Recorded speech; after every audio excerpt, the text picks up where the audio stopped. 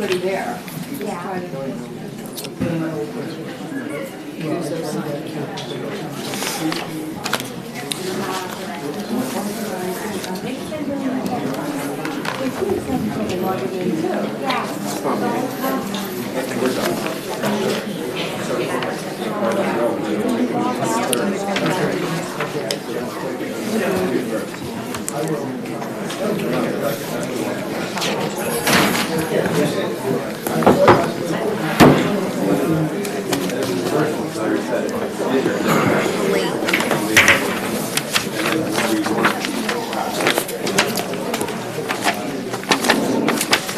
I do that gently, though. Yes, it was very well done. It's a tough one to open up. Because no matter how careful Someone's going to you be, are, how you talk about it, someone takes, would take it as a as an affront to the program. correct. I thought you did it in a very sensitive manner. Thank you.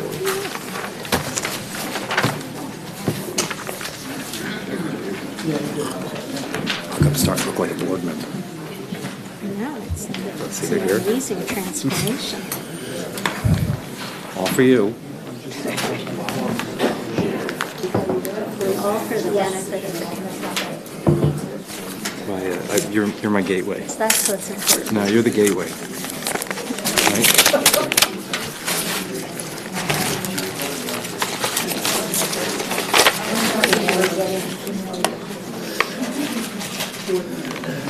Oh, look. I'm invited to, I'd like to call this meeting to order. My apologies for being almost 20 minutes late, or over 20 minutes late. There was an executive session regarding a personnel matter, and this meeting is being recorded, audio and video recorded tonight. As we always do, I'd like to open the meeting by saluting the flag.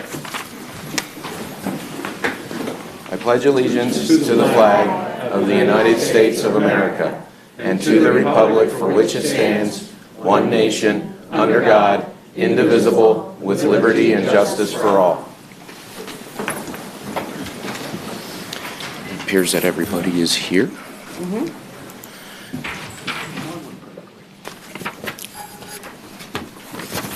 We'll start with the approval of the minutes. Do I have a motion to approve the minutes of the January 11th, 2018 meeting? second. Mr. Anderson? I didn't catch who seconded it. Second. Oh, Dr. Sedicum. Any discussion? All in favor say aye. Aye. Opposed? That was approved unanimously. We'd like to move to our first general public comment.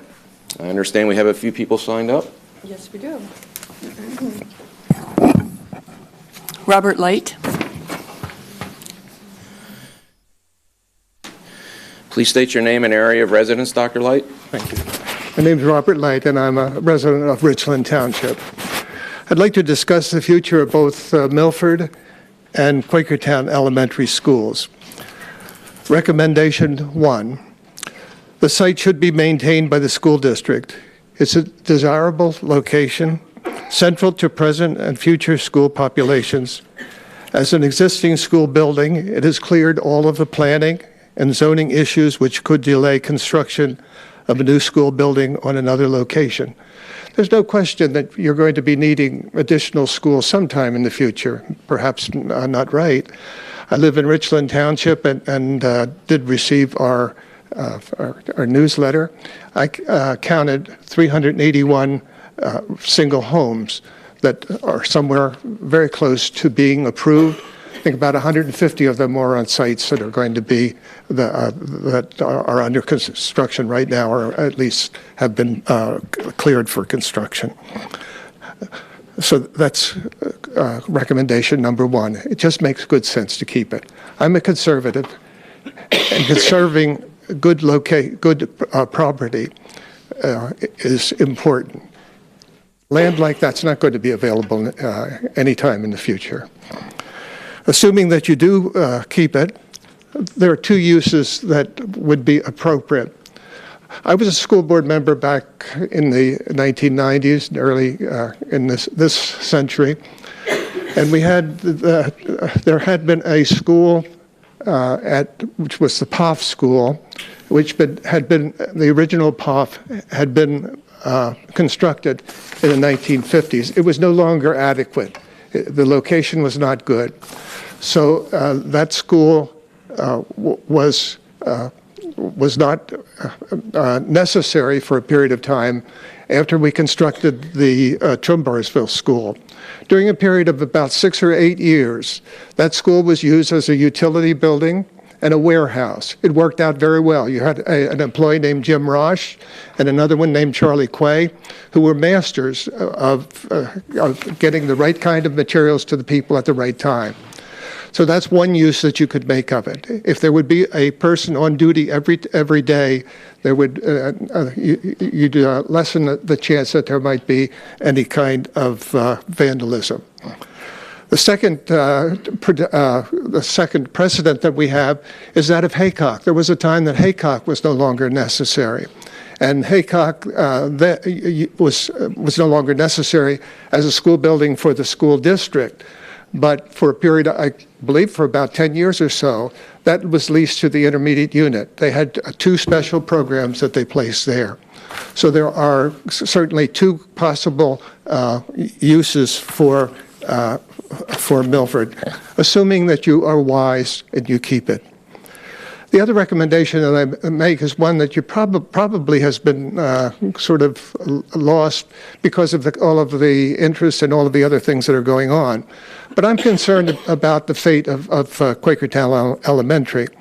There had been even some discussion of making that into a early childhood center, which I don't believe is very appropriate. But it's a wonderful school. There are people like me who owe a great deal to that building. That was my high school. I went through the doors that said "Enter to learn" and "Leave to serve." After when what I consider to be the new high school, the school building that is there on Park Avenue in the 1950s, it served for quite a time as a junior high school, and then it was converted into the elementary school. That's the most historic building in the school district. It was constructed in 1929 because at that time people had to, there had to be a vote to approve the cost of construction. Actually were parades and so forth in the community to persuade people to build it. If it had not been built at that time in 1929, it would not have been built because the Depression came along.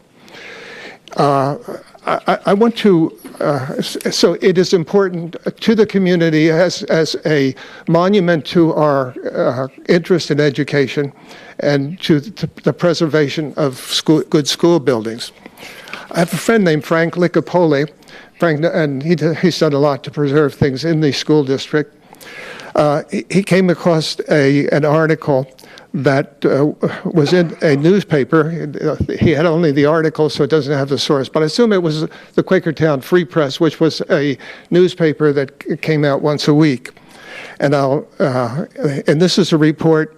At that time, there was an annual convention of the school board members of the community. At that time, each community had its own school board, so this was a big thing.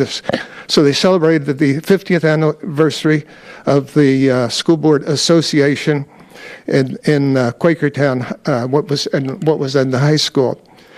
And I'm going to read 2 parts of it to you to demonstrate the historical background. Although the $250,000 Quakertown High School plant is 10 years old, it is still 10 years ahead of any school district in Bucks County in modern conveniences, advantages, and progressiveness. The other comment that I want to make is that there is also a reference to the program that started off.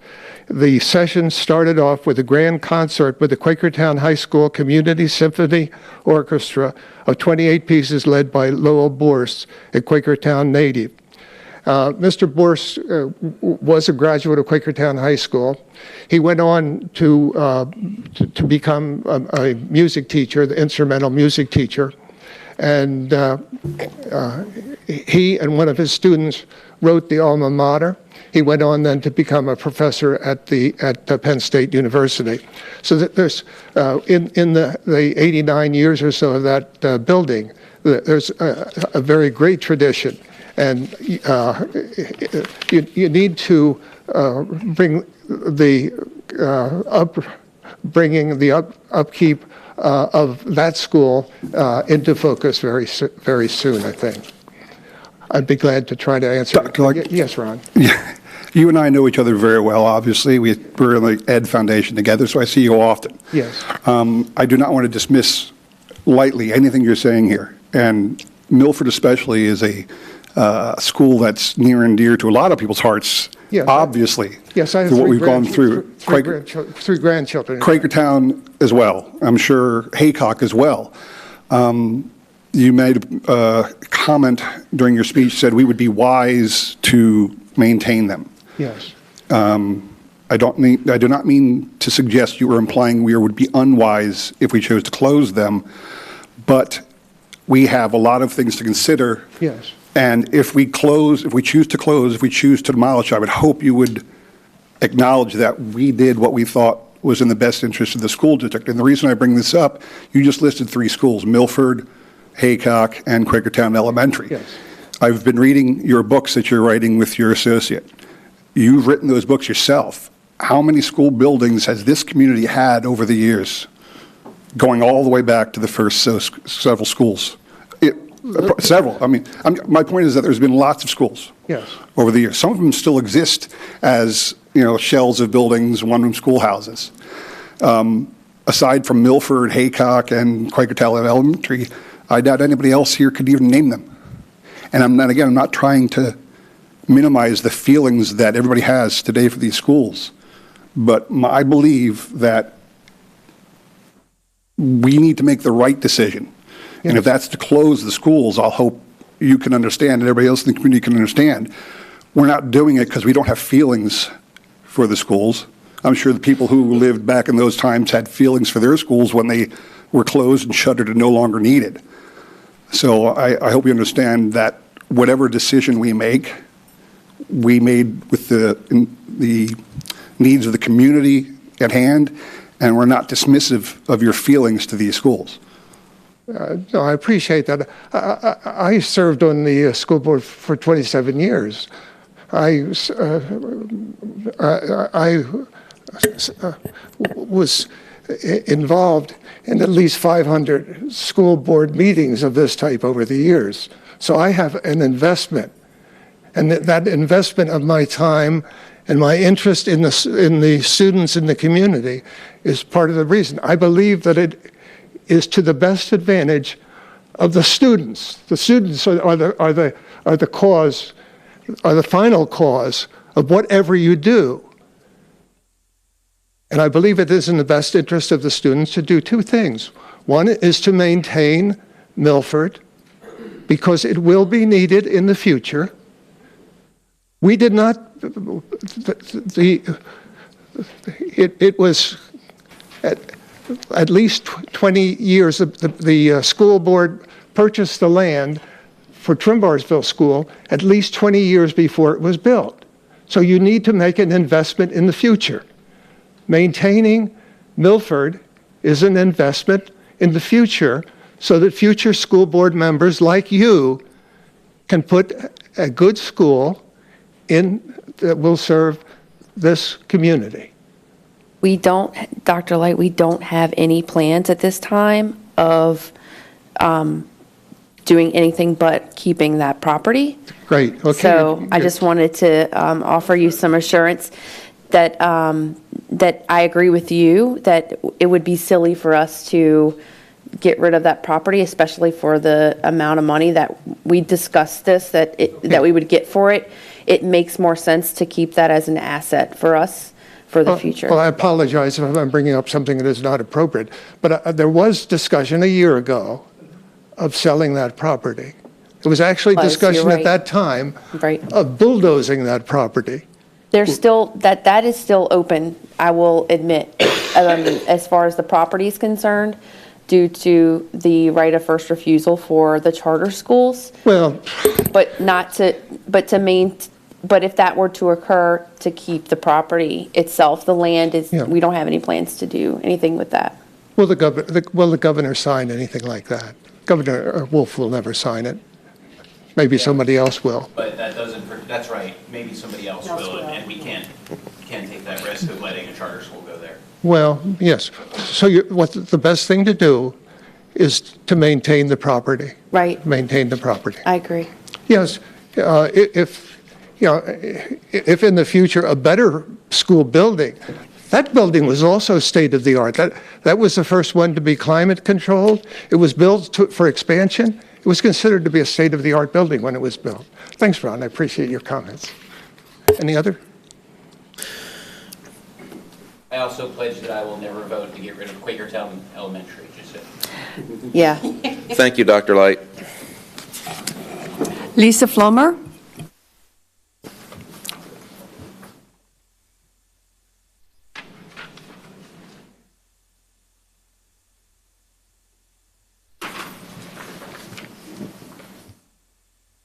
Good evening, everyone. Thank you. I appreciate the time. It means a lot. Kaylin, I really appreciate the fact that you took the time to do this, because I know how much the kids mean to you and mean to all of us as parents of this community, and I am very grateful. You're welcome. A couple of concerns. Start with the biggest one. Oh, I'm sorry. Lisa Flummer, Richland Township. One of the biggest concerns my daughter has brought up to me, she is at Strayer. She's 8th grade, and has said to me on a number of occasions that she is not happy with the school lunches. No flavor. They taste like they're soft or overbaked, or there's just like nothing there. And I'm like, okay. I'm like, does it taste like cardboard? I'm trying to get her to give me some ideas. So my question is, does that come from it being outsourced, where Quakertown didn't keep it? And I'm like, is there going to be anything that we can do in the future to make the kids encourage them to eat more of that? Because she'll come home and she'll just like demolish whatever's there, because she won't eat the school lunches a lot of the times. So, and I feel bad because we're all paying for it, but if the kids aren't eating it, then we need to kind of take a look at that and see what's up. But she said also too, there's the portion control, or the portions are smaller now than what they were. So the reason I think she brought that up to me is she has cystic fibrosis, and with that, they tend to eat more and more. They're allowed to have all the fat, the calories, the salt, whatever they're allowed to have it. I understand not every kid is. There's boundaries for everybody. But having that option and understanding what we have in our district, maybe that's something that in the future, maybe not right now, but in the future, that's something that we can look at to really encourage our kids, because from my understanding, lunch is the only meal some of our kids get. And that's very disheartening, very disheartening. She was saying, what happened to ice cream? Every kid loves ice cream. So this is coming from a 13-year-old, so, these are some things that she wanted me to bring up, and hopefully that you guys could think about.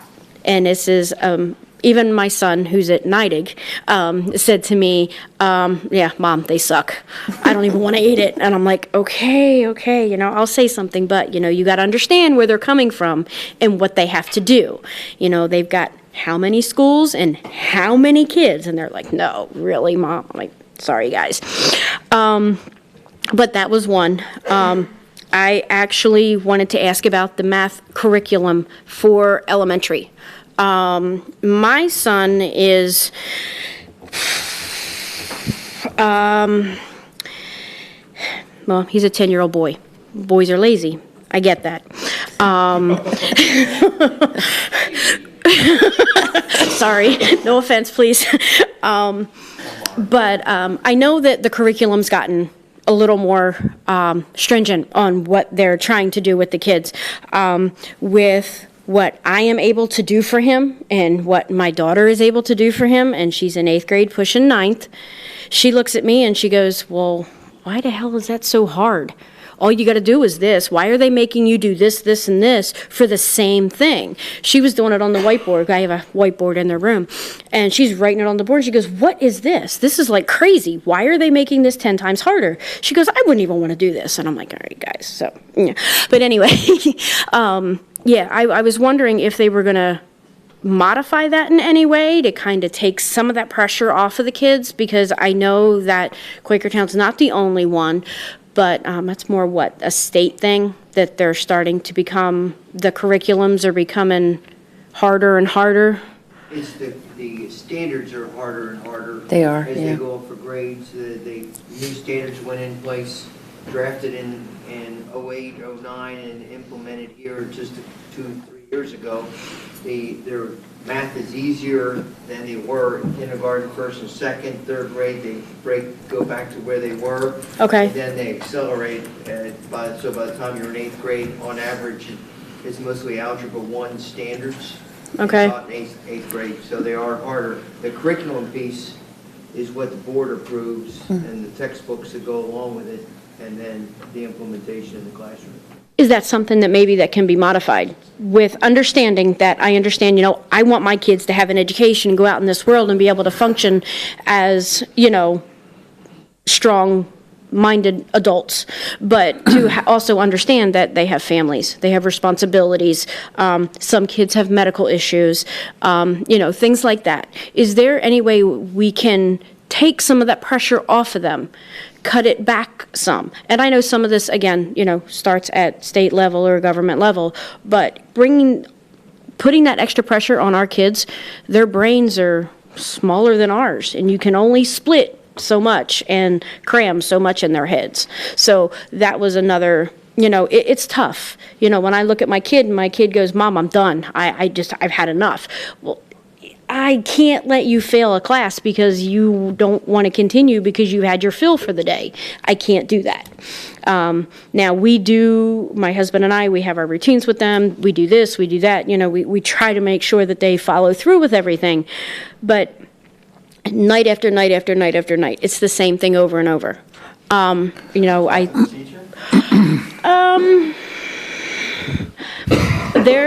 From what I've been told, this is what they have to go by and this is what they need to do. So in that way. It is tough, by the way. I just want to attest. I'm not saying, and I'll share with you my thoughts on it, but it is tough because it isn't the way we were taught, and at first, I was super resistant. I'm not going to lie. My son was one of the first ones to do the Eureka Math. He was in the pilot to do that. And I'm like, why do you have to explain 5 different ways to do something when we were kids, we just did this, this, and this. And the teachers explained to me it's a more robust way for them to critically think through different paths to get to the same answer. So I think it's just one of those things that is it's growing pains because learning is becoming more critically thinking and kids are needing to learn different ways to do things. And I think it's challenging. And I would encourage you to talk to the teachers. And I think we've made different paths. I shouldn't say we, but there's different paths for math. There's Math and Math Plus. And if you feel like your child may need some additional help, I would solicit the teacher to talk through that. I just don't see, and I could be wrong, I don't know that there's any, I don't see even the nation going sort of backwards as far as the learning with math. But it's tough as parents because I'm like, how do I teach my kid how to do this? Yeah, my husband will get frustrated because he'll be like, oh, okay, and he's like, well, why don't you do this? This is a lot more complicated than it needs to be. Like how many lines and little circles and all this stuff. I'm like, oh my gosh. Yes, it's like why is it so redundant? You're going 7 different ways to come to the same answer. Math teachers in the room. Your son is in what, 5th grade? He's in 4th grade. He'll be in 5th grade Okay, next so year. they're doing basically division and multiplication kinds of things? We wouldn't even be able to recognize it as such? Right now, I think they're doing division, and I think they have to do a lot of graphs and things like that. Okay, so you're saying it's not being traditionally taught at all? It is, but it isn't, because when they come home and they say, oh, well, the teacher told us to do it this way, and I'm like, wait a minute. That doesn't seem it doesn't seem simple at all. It's very redundant. And it's very frustrating, and I can understand why the kids are like, see ya, I don't want to do it. I'm just looking at it from the aspect of, I'm using math as the example. I'm sure there's other subjects out there that kids may feel that way, but this is something that they're going to be using for the rest of their lives. Right. And instead of kind of splitting their head and cramming it in and then sewing it up again, and then next year you got to split their skull again, cram it in, and then sew it up, so it just becomes very redundant. And I don't want to see any more of our kids failing, being left behind, or anything like that. I don't want to see them discouraged. And I think that really does happen, and I see that in my daughter now. And I'm all for what we can do to encourage, lift them up, and move them past. Okay. So. And it's a good point, because we have to think about, too, preparing them for that next step, which could be college, and we want to make sure that we're doing a good job in a robust learning environment so that they're not going to fail. Mm-hmm. So it is tough. I will acknowledge that, because I've experienced as a parent. Mm-hmm. We, as parents, at least in my son's classroom, we get some kind of parent, it's almost like we're learning how to do it so we can help them. Exactly. So if you're not getting that support, I would just encourage you to try to get that support. And then just really quick about the food. It's funny you mentioned that. We were talking about that earlier. And I was complaining that my son gets to have Pop-Tarts for lunch. I'm like, what is going on? No, he shouldn't be able to get that. So that's good feedback. We are actually evaluating who we're going to move forward with. I don't have any comments, though, on the outsource thing. I've heard that before. So does anyone have any comment on that? A lot of the discontent comes from the nutritional guidelines for salt, fat, and calorie content, and it's made food less flavorful and appeasing, especially when you're used to eating tastier food at home. But apparently we're getting RFPs because the contract's up for new companies coming in, but apparently they will all be bound to the nutritional specifications coming from the government, which is my rule of thumb actually with my patients is if something tastes good, it has too much salt.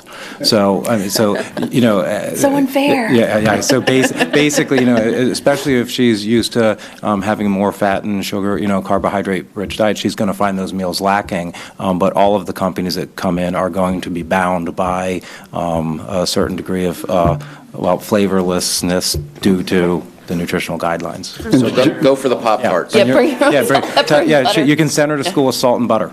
Yeah, really. And just so you know, I immediately texted my daughter, who's a 7th grader at Strayer. She said she's happy with the lunches, so everybody's got their opinions. Just so the board's aware. Feedback's all over the place. It depends on what you're used to. Yeah. My mom packed my lunch my entire school career. That's what she wants me to do. She's like, okay, Mom, now that you're working, pack my lunch every day. I'm like, no, sorry. It's a lot of work. It is a lot of work. Did you get Pop-Tarts? No. One other thing I know that was a big upset for all the parents and everything with schools. We have we had one snow day built into the calendar, if I remember correctly. No? How many? 9, 8. Well, without makeup days, I think is what she means. No, It's only one day, and then after that, there has to be a makeup day, is what she's saying. There's only one day built to do. but why would we build a whole bunch of... Sir? You can talk. Ms. Edwards, we explained snow makeup days because she is responsible for our calendar and building it.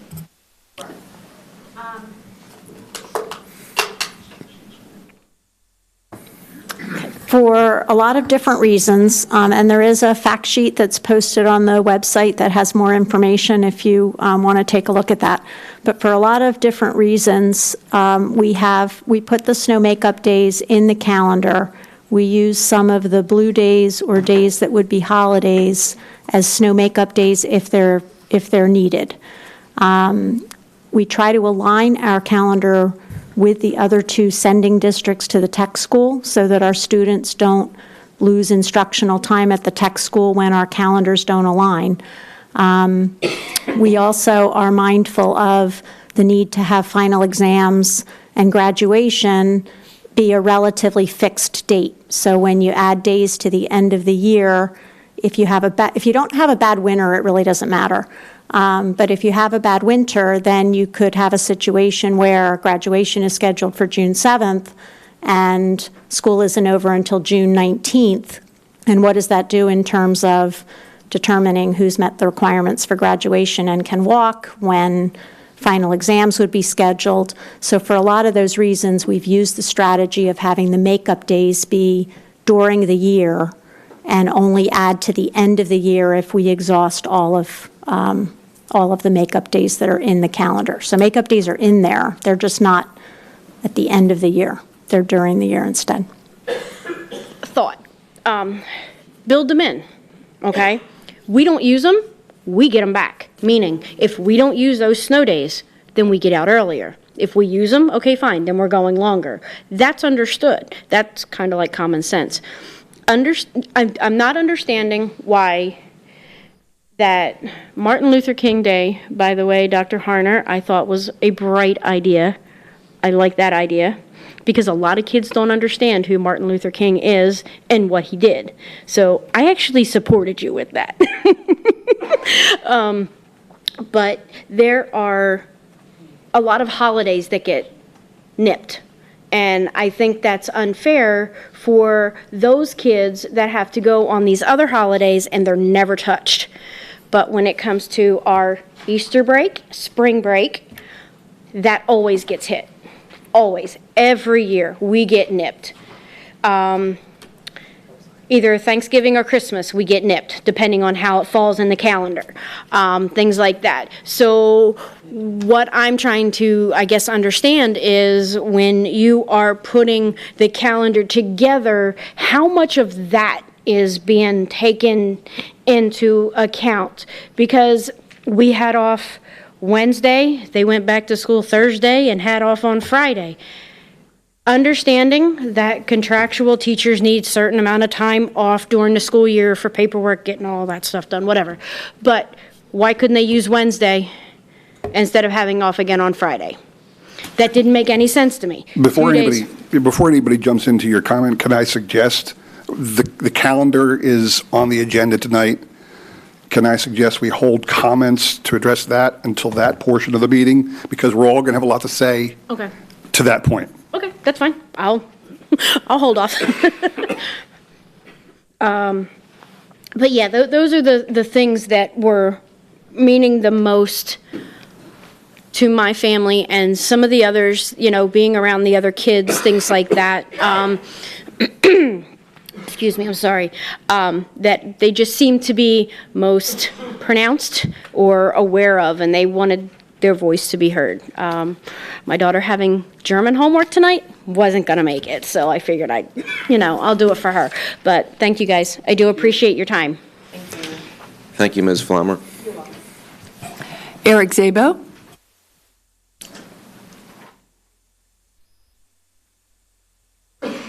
Eric Zabo, Richland Township. Thanks for your time. Thanks for the service and all you guys do for our district. I just wanted to propose the possibility of the middle school getting new instruments that are desperately needed. They haven't been replaced in many, many years. Some of them are 40, 50 years old. Usually oftentimes what happens is the high school will get new instruments like we just did a few years ago, and then they'll hand me down to the middle school, right, some of the older ones. But because the previous replacement at the high school was so long ago, I mean, some of those instruments are 50 years old, right? We can't, they're not usable, we can't pass them down. plus the high school music program is growing and expanding, and so there were a lot of those new instruments were used as supplement instruments and not replacement instruments. And so the middle school, Mr. Santinello couldn't be here tonight because he's running a rehearsal, but he asked me to just briefly talk about the need. He asked me to grab an instrument and bring it to you as show and tell. You get a little French horn lesson tonight. Hang on one second. So this is Zach Webb's French horn that he used in middle school. I want you to see that this is crushed. There's like mold or something green going on the inside. The valves are very, very noisy. So don't breathe in. So this is somebody's school-given instrument. So this is like when they come to middle school and they say, oh, I'd like to play French horn, there are a couple instruments, most instruments are rented from the music companies around, but the bigger instruments and the more expensive instruments, it's not feasible to rent them, and so the school provides them or nobody will play them, right? And so every comparable program in the area has an inventory of instruments that's, a bass clarinet, a bassoon, tuba, those big, uncommon instruments that you need to balance out a band. And so a lot of the instruments we have in that inventory are terrible. Now you say, well, the case doesn't look bad, right? But it turns out the case was so bad that we had to borrow a case from Allentown School District. I'm guessing that we're now, a charity that they give to. Can you get one with a French horn in it next time? Yeah, well, right. So it's going to cost. I asked Mr. Santinello, so what would it cost to replace our, the inventory? What would we actually need? And he said it's about $150,000 worth of instruments, and it would last, 10 to 15 years. He said most of the instruments we currently have are 25 to 30 years old and are just really, not what we want to be giving our kids. They're hard to play in tune. They're hard to when they smell bad and look bad and sound bad. It doesn't create for a great music education experience. So I have a bunch of FAQs I'll hand out, but I just wanted to bring it to your attention. And Replace instruments on a yearly basis are all like 3, 4. No, that would be wonderful. Hey, I'm sorry, didn't we approve a purchase last year? But what the intention was that there would be a pass down. I think it was on the order of $40,000 or $50,000. It was the initial FF&E money. There's $3 million for FF&E for the high school renovation, approximately $185,000 in 3 different installments went down to Mr. Parker to make a decision on what he wanted. He rank ordered it, and then last spring or this fall when we were at the completion of the renovation, there was some FF&E money asked him to prioritize, and as we went down that priority list, he got another $20,000, $30,000 worth of instruments, which the board approved. That's why I remember this. And so we're over $200 and some $1,000. Theoretically, or not theoretically, the expressed interest when we were doing this, starting it out 4 years ago with this process, that the instruments that were usable at the high school would go down to the middle school. And some were, and there were usable instruments passed down to the middle school, but they were much fewer in practicality than is beneficial. And it turns out the middle school program is growing too, and as you'll see on there, they're experiencing almost a 15% growth year after year. And so the number of instruments coming down and the usability of those instruments just isn't feasible at this point. At the middle school, Mr. Santinello has more than doubled the size of the band, and he's done a remarkable job. Now you have all the middle school students at Strayer, and so there's so many students in band that there are different levels of program. So, and one of the things to consider when you're talking about band at the middle school is that when you get to the high school level, your options for other concentrations of classes is infinitely larger than your choices at middle school for obvious reasons. So a lot of people who maybe when they get to high school might go into dance or theater or cooking or those type of things don't have that option at middle school. So by necessity, your middle school population in band is going to be arbitrarily high because that's one of the few fun electives they have. Yeah, no. Mr. Szabo, I'm only asking because I don't know, but would an instrument like that have any value, and could that be repaired? So it has very little, I mean, you could melt it down for copper, right? The problem, yeah, I mean, yes, you can repair them, but once they get to a certain age, the cost to repair them over and over again Probably the same. outweighs the cost of just buying a new one. Yeah. It's a good How much question. does a French horn cost? Just humor me. Mr. Parker? For the Con 8D, last bid price was about 30. Tubas can be as much as 6,000. I mean, they're not cheap. Certainly would be easier if there was just a line item in the budget almost all the time. We would love that. Instead of giant, popping up 150 grand every so. Please feel free to consider that. That would be wonderful. All right, thanks for your time. Thank you, Mr. Szabo. One of the interesting, the timing for Mr. Szabo to be here tonight. Yesterday, I met with Mr. Santinello at the middle school at his request, and one of the issues was the band instruments, which was a certain board member put him up to it. But next year is yes, Mr. Jackson. Next year is the curriculum cycle for music department, and in there, just as we do curriculum cycles for math and go out and buy a series of math books, music's a little bit different, a lot less, lower density of, you don't have that K-12 like you do music's 4 through 12, and it's just spotty in the elementary schools. So we're looking to put that on a cycle like we've put other things on cycles, like our curriculum. Curriculum's now in a 6-year cycle. We've never had that before until 2 years ago. Is that a commitment to put $150,000 on next year's budget if we don't do it on this year's budget?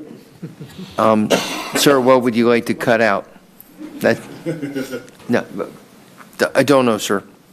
The conversation was just yesterday. Thank you, sir. I believe that's everybody that has signed up for public comment. However, would anybody else in the audience like to comment at this point? Okay. Oh.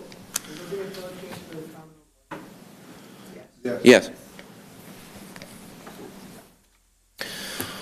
Okay. If that's it for public comment, we will move on to the superintendent's report, sir. You're up.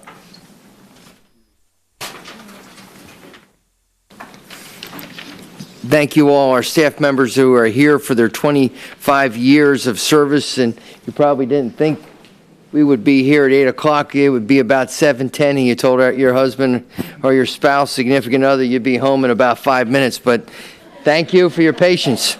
First thing on is an acknowledgement tonight is Mr. Regal's last finance meeting, and last board meeting. So I'd like to thank him for his service.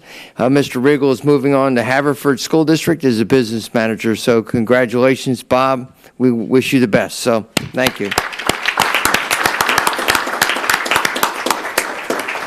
Also, thinking about Mr. Santinello and our middle school band, Strayer is hosting, Mr. Santinello and Strayer is hosting a honors band Bucksmont concert tomorrow night, and yours truly will be doing the introduction of everybody. I think we have about 8 different middle schools coming in from Souderton, North Penn, Penn Ridge, ours, and our top students in our band, and we'll be joined by others. And I was there yesterday, as I mentioned, hearing some of their songs, and there's some really good Star Wars things in there. So that's tomorrow night. So I invite you all to join us and I know Quimple will be there selling cards and helping us buy more instruments. Thank you. Anyway, teachers recognition 25 years.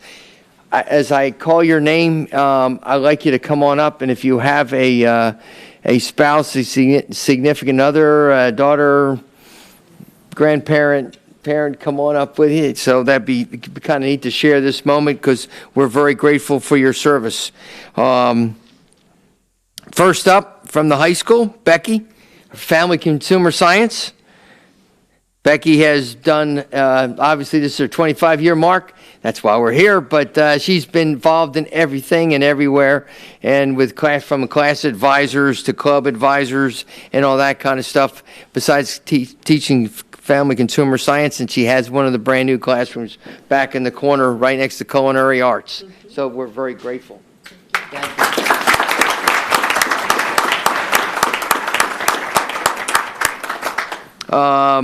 Lynn Rouston, please come on up.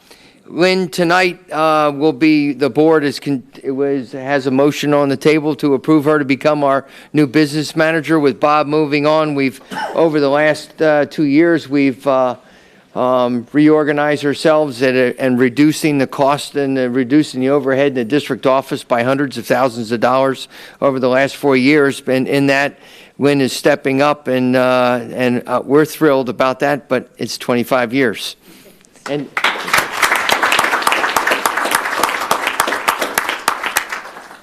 Rachel Damchek.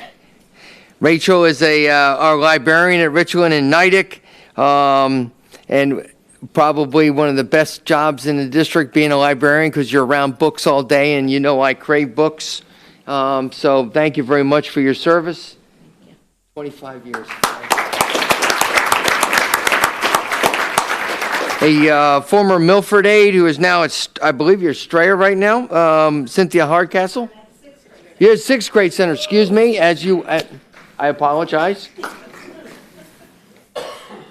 Probably should have read a little bit down further. Thank you very much for your service.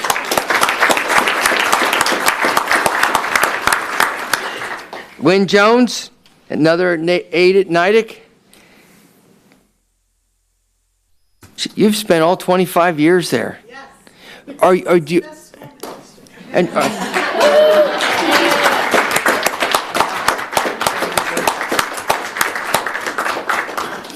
are you going to stick? You're going to stick with us as we're building Nidec anew, aren't you? I know. I can't wait. Good. Maureen, come on up. You going to have your family come up? There they want to.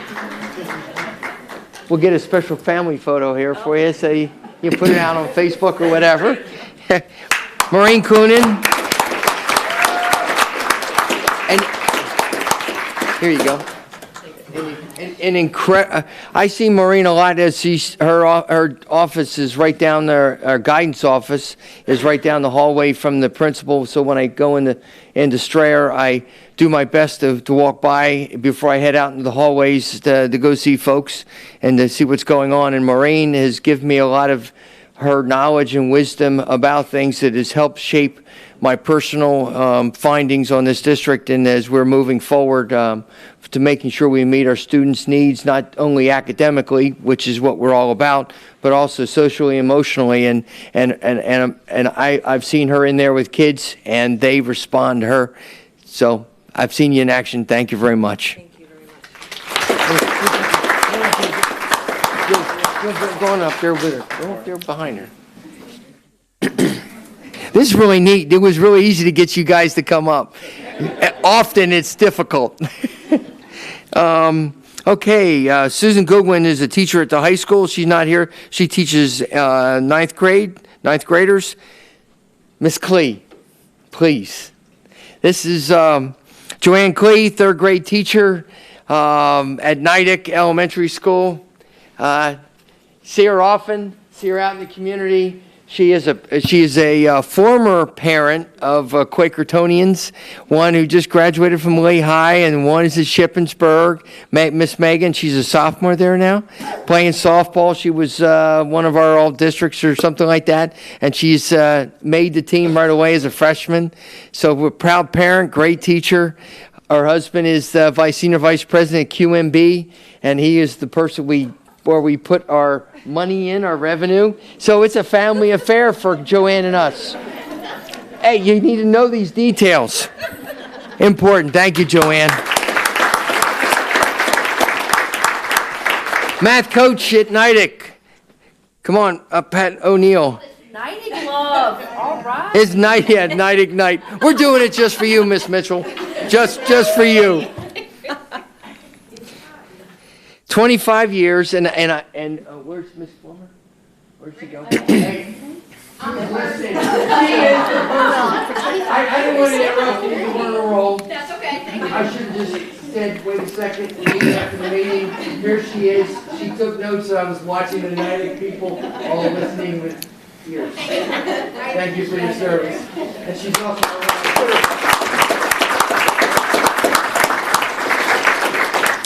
the leader of one of the crown jewels of the school district, which is our band program and our marching band, symphonic band, and all that. Frank Parker, come on up.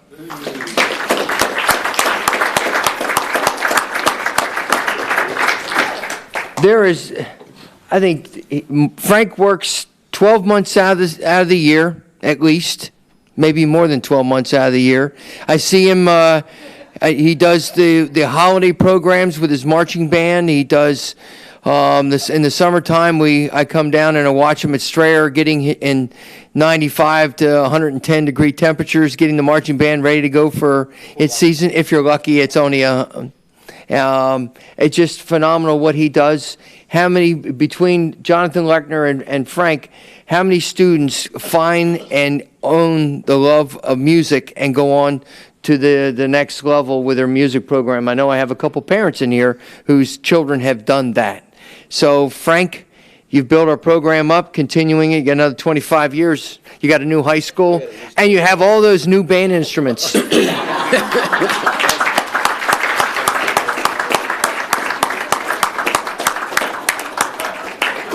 And as evidence to Mr. Szabo, so I have witnesses, we do go off your priority list. How many times have I asked for your priority list? And we go right down there. And we're doing our best to making sure our kids have great equipment to do wonderful things. Laura Sipes is not here tonight. She's a social studies teacher, 8th grade, master teacher, taught at Milford, now at Strayer, does wonderful things, great leader. Very grateful for her. And she also was a coach for us out there in field hockey, but she couldn't be here tonight. It's unusual because he's normally sitting in the audience tonight wearing her blue shirt, so that's kind of cool. Elena Wirt. Come on up, Elena.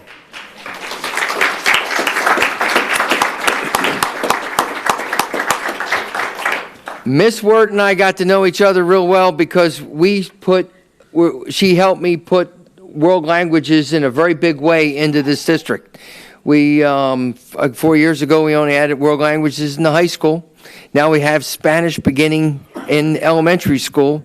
And then she took one of the jobs down in elementary school, and she's taking students along with Mr. Finnerty, I know he's somewhere, and as the admin team leader, and going down to Peru. Yep.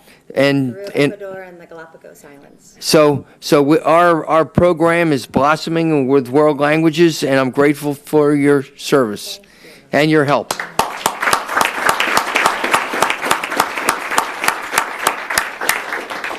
That is it.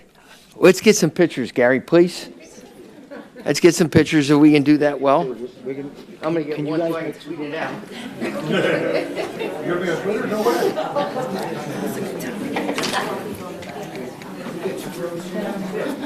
Thank you for your patience.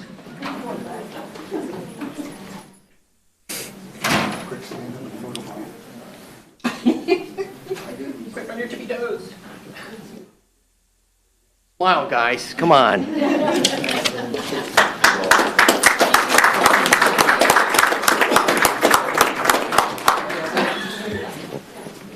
That's it, sir. That's it? What I have? No, or the person. We're going to move that down. Let's go down to the motion. In that case, sir, we'll move on to the student representative report. And tonight we have Ms. Haley Purcell. Welcome.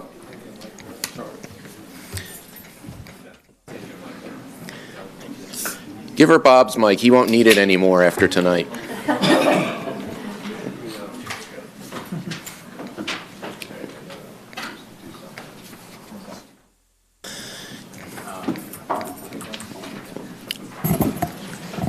All right, so currently at the high school, we just finished choosing our courses for the following year.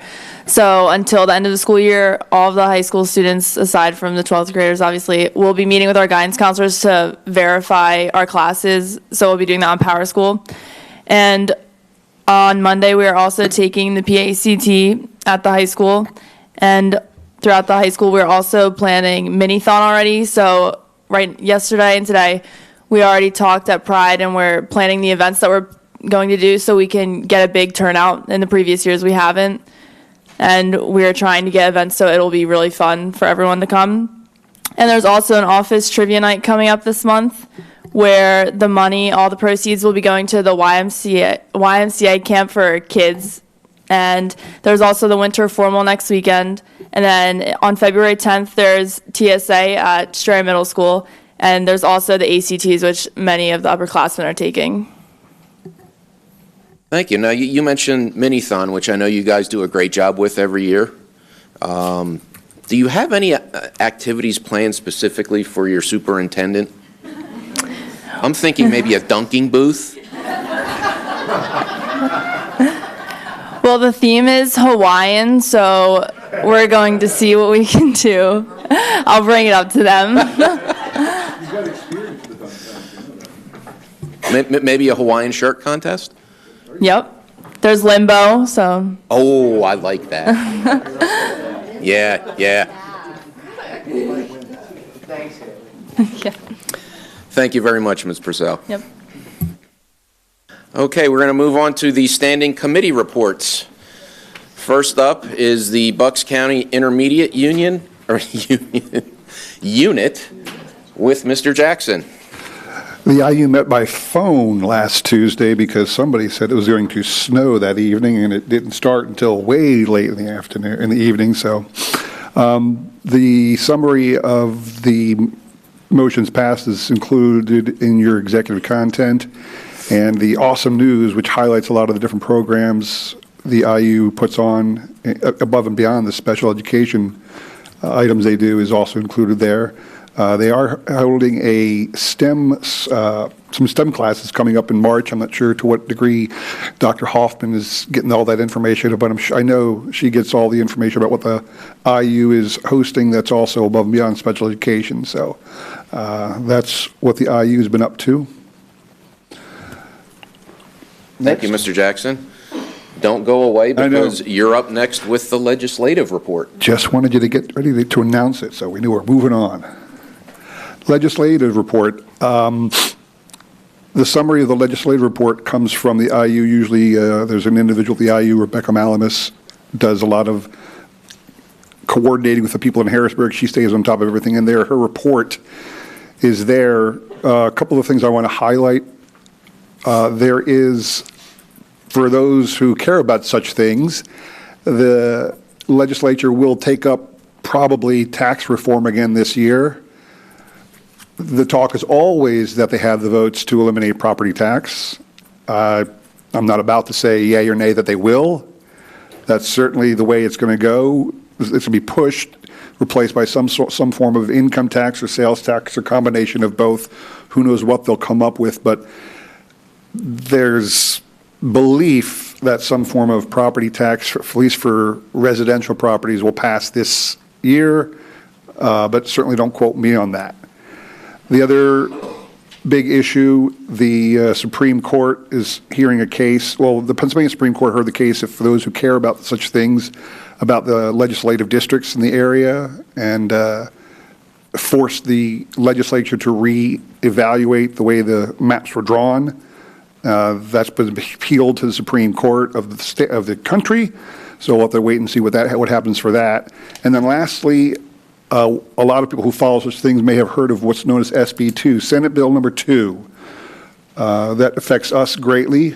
Senate Bill number 2 is in committee right now. It has not yet gotten out of committee to be presented before the legislature at all.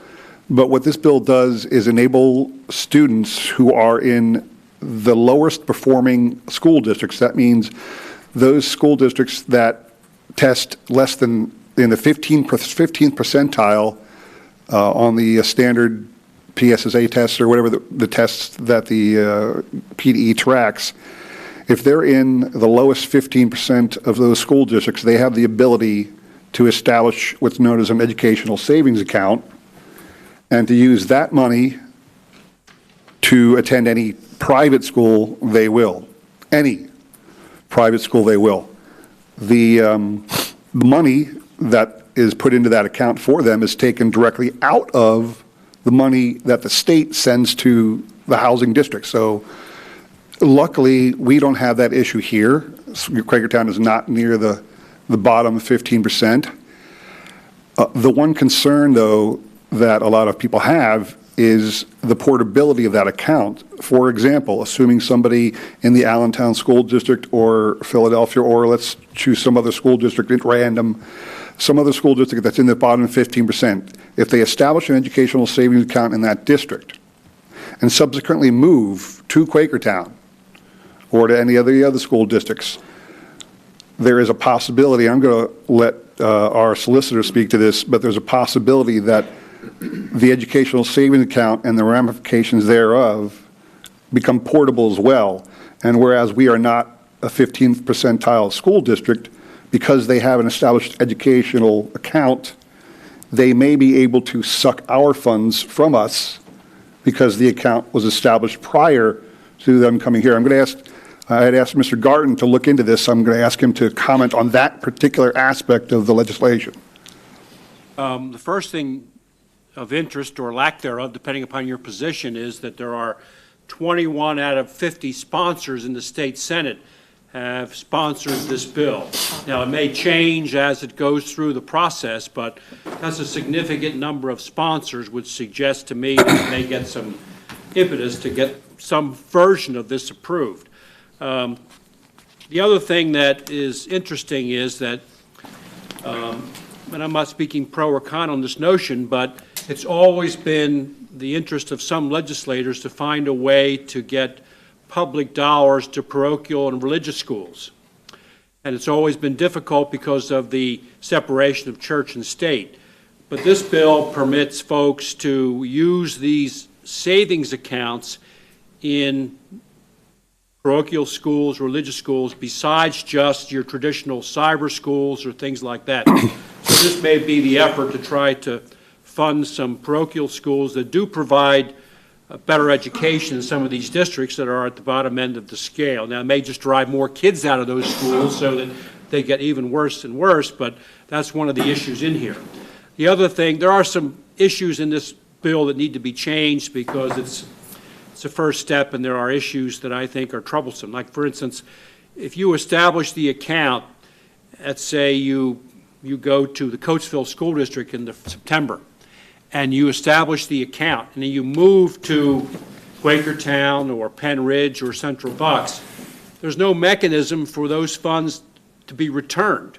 So you can take those funds and you can use them for theoretically other educational purposes, books, or if you're in senior high school, you can use it for college. So there's some things in here that are troublesome. Now, fortunately, it's a one-year re-advertising or reapplication process, so no one could cheat the system for more, so to speak, for more than 1 year. But like most things, people will find a way to circumvent the real motivations of this, and there is very little teeth as far as folks that, including the recipients of the students, to really be able to enforce the rules they're trying to impose here. So this is going to require, in my opinion, a lot of additional work before it makes any sense, and some of those safeguards are included. The reason I bring that up is because included with tonight's agenda, the PSBA, the Public School Board Association, has asked all school districts to pass a resolution to their congressional members and just to give to the legislature in general that we oppose this bill, SB 2. Speaking directly to the public as to my opinion of it, I am not opposed to the idea that those in the lowest performing school districts should have an option to go elsewhere.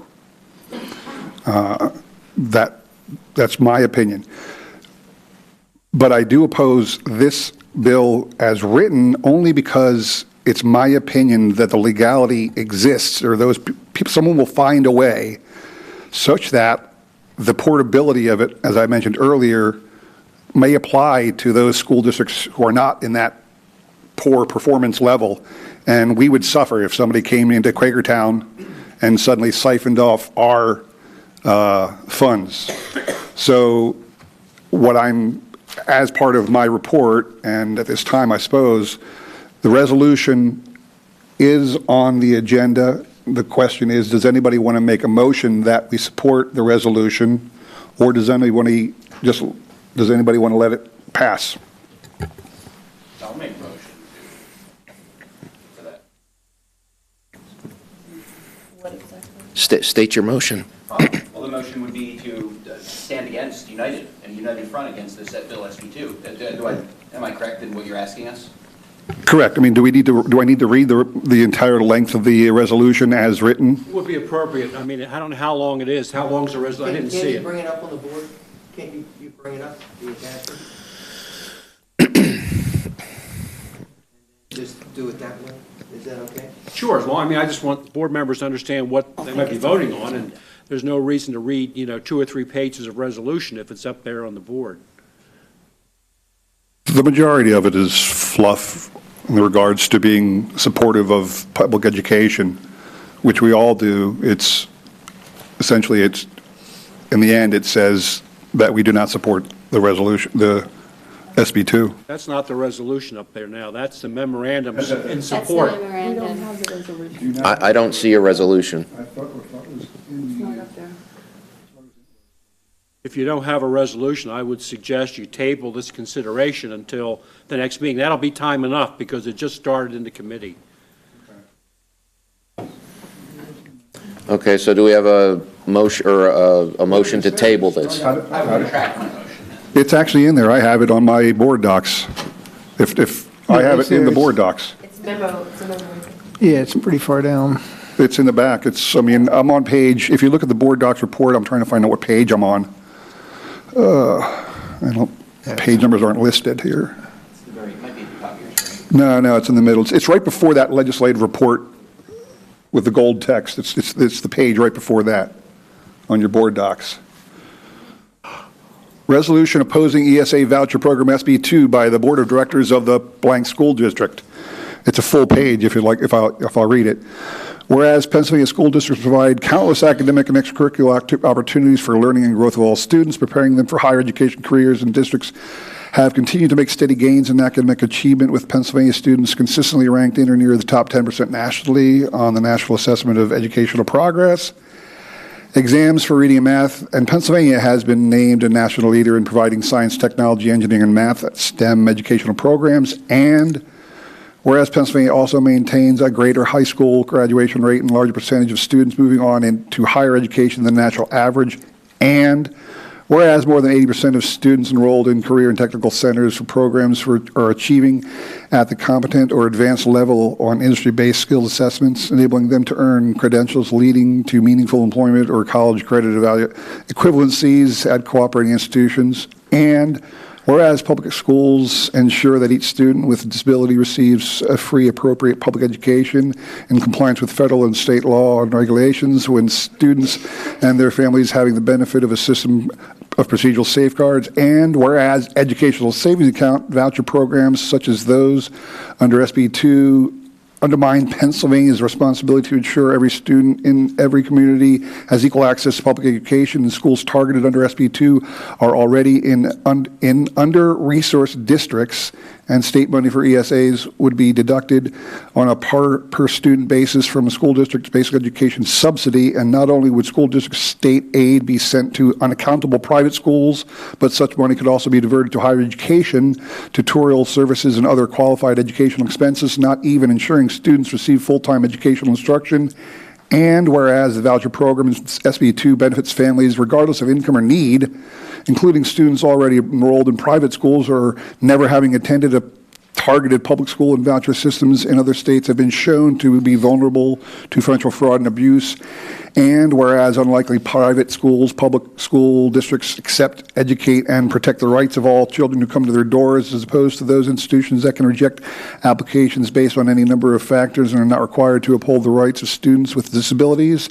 And whereas public schools are held to strict accountability standards that measure student achievement and academic progress, unlike private schools, which are not required to use the same standard assessment reporting requirements as public schools, and provision their SB2 would not require participating private schools to use the same standardized assessments, making comparison and evaluation of academic progress unachievable. Now, therefore, be it resolved that blank school district opposes SB2 and other legislation and any effort from the General Assembly to implement tuition vouchers or any other program that would have an effect of a tutor voucher program, and conveys the importance of supporting and improving the quality of all public schools in the Commonwealth.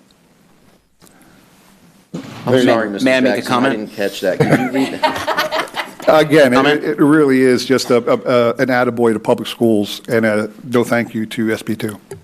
May I make a comment? I just want to remind everybody the Pennsylvania Constitution says that public money for education should not go to Catholic parochial schools. That's it. Mr. Jackson, are you still asking for a motion to adopt that resolution?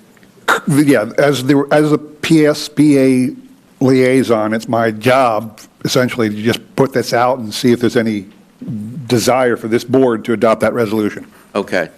And Mr. Akmanowicz? I will motion to sign on. I would second that motion.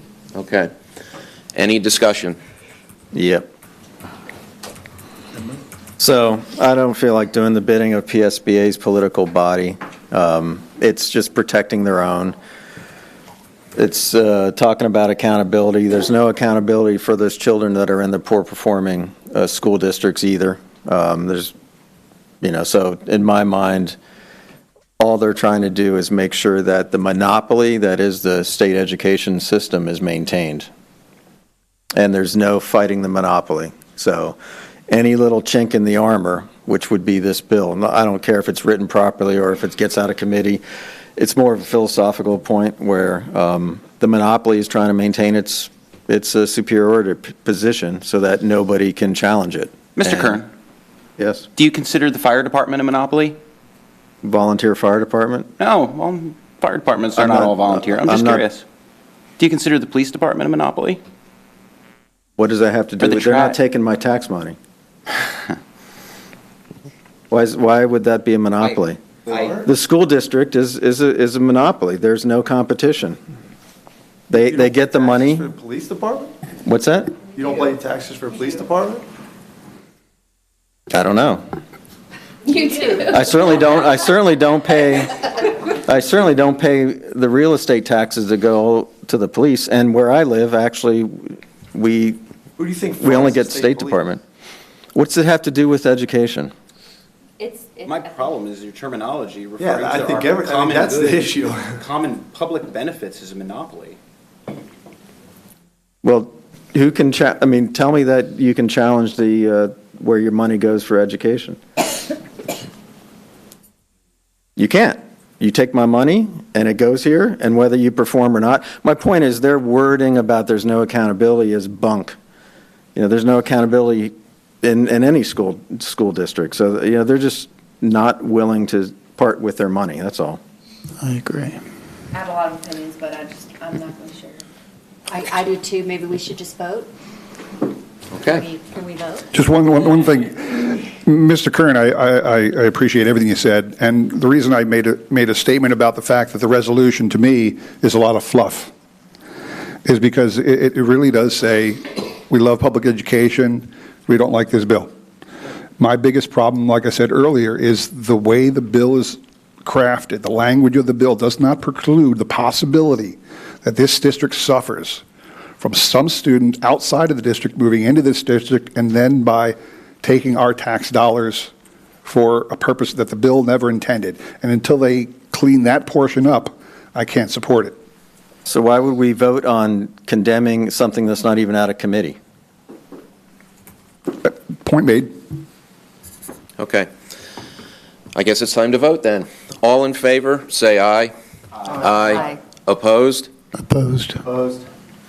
Okay. How many opposed? 2. 2. So the motion passes 7-2. 7-2. Tell the PSBA folks that you can fill that form out with the QCSD in there now. Is that something Alice needs to do? Take care. Okay. Board president will sign. Anything else under the legislative report, Mr. Jackson? That ends my report. Okay. Next, we have the Policy Committee report.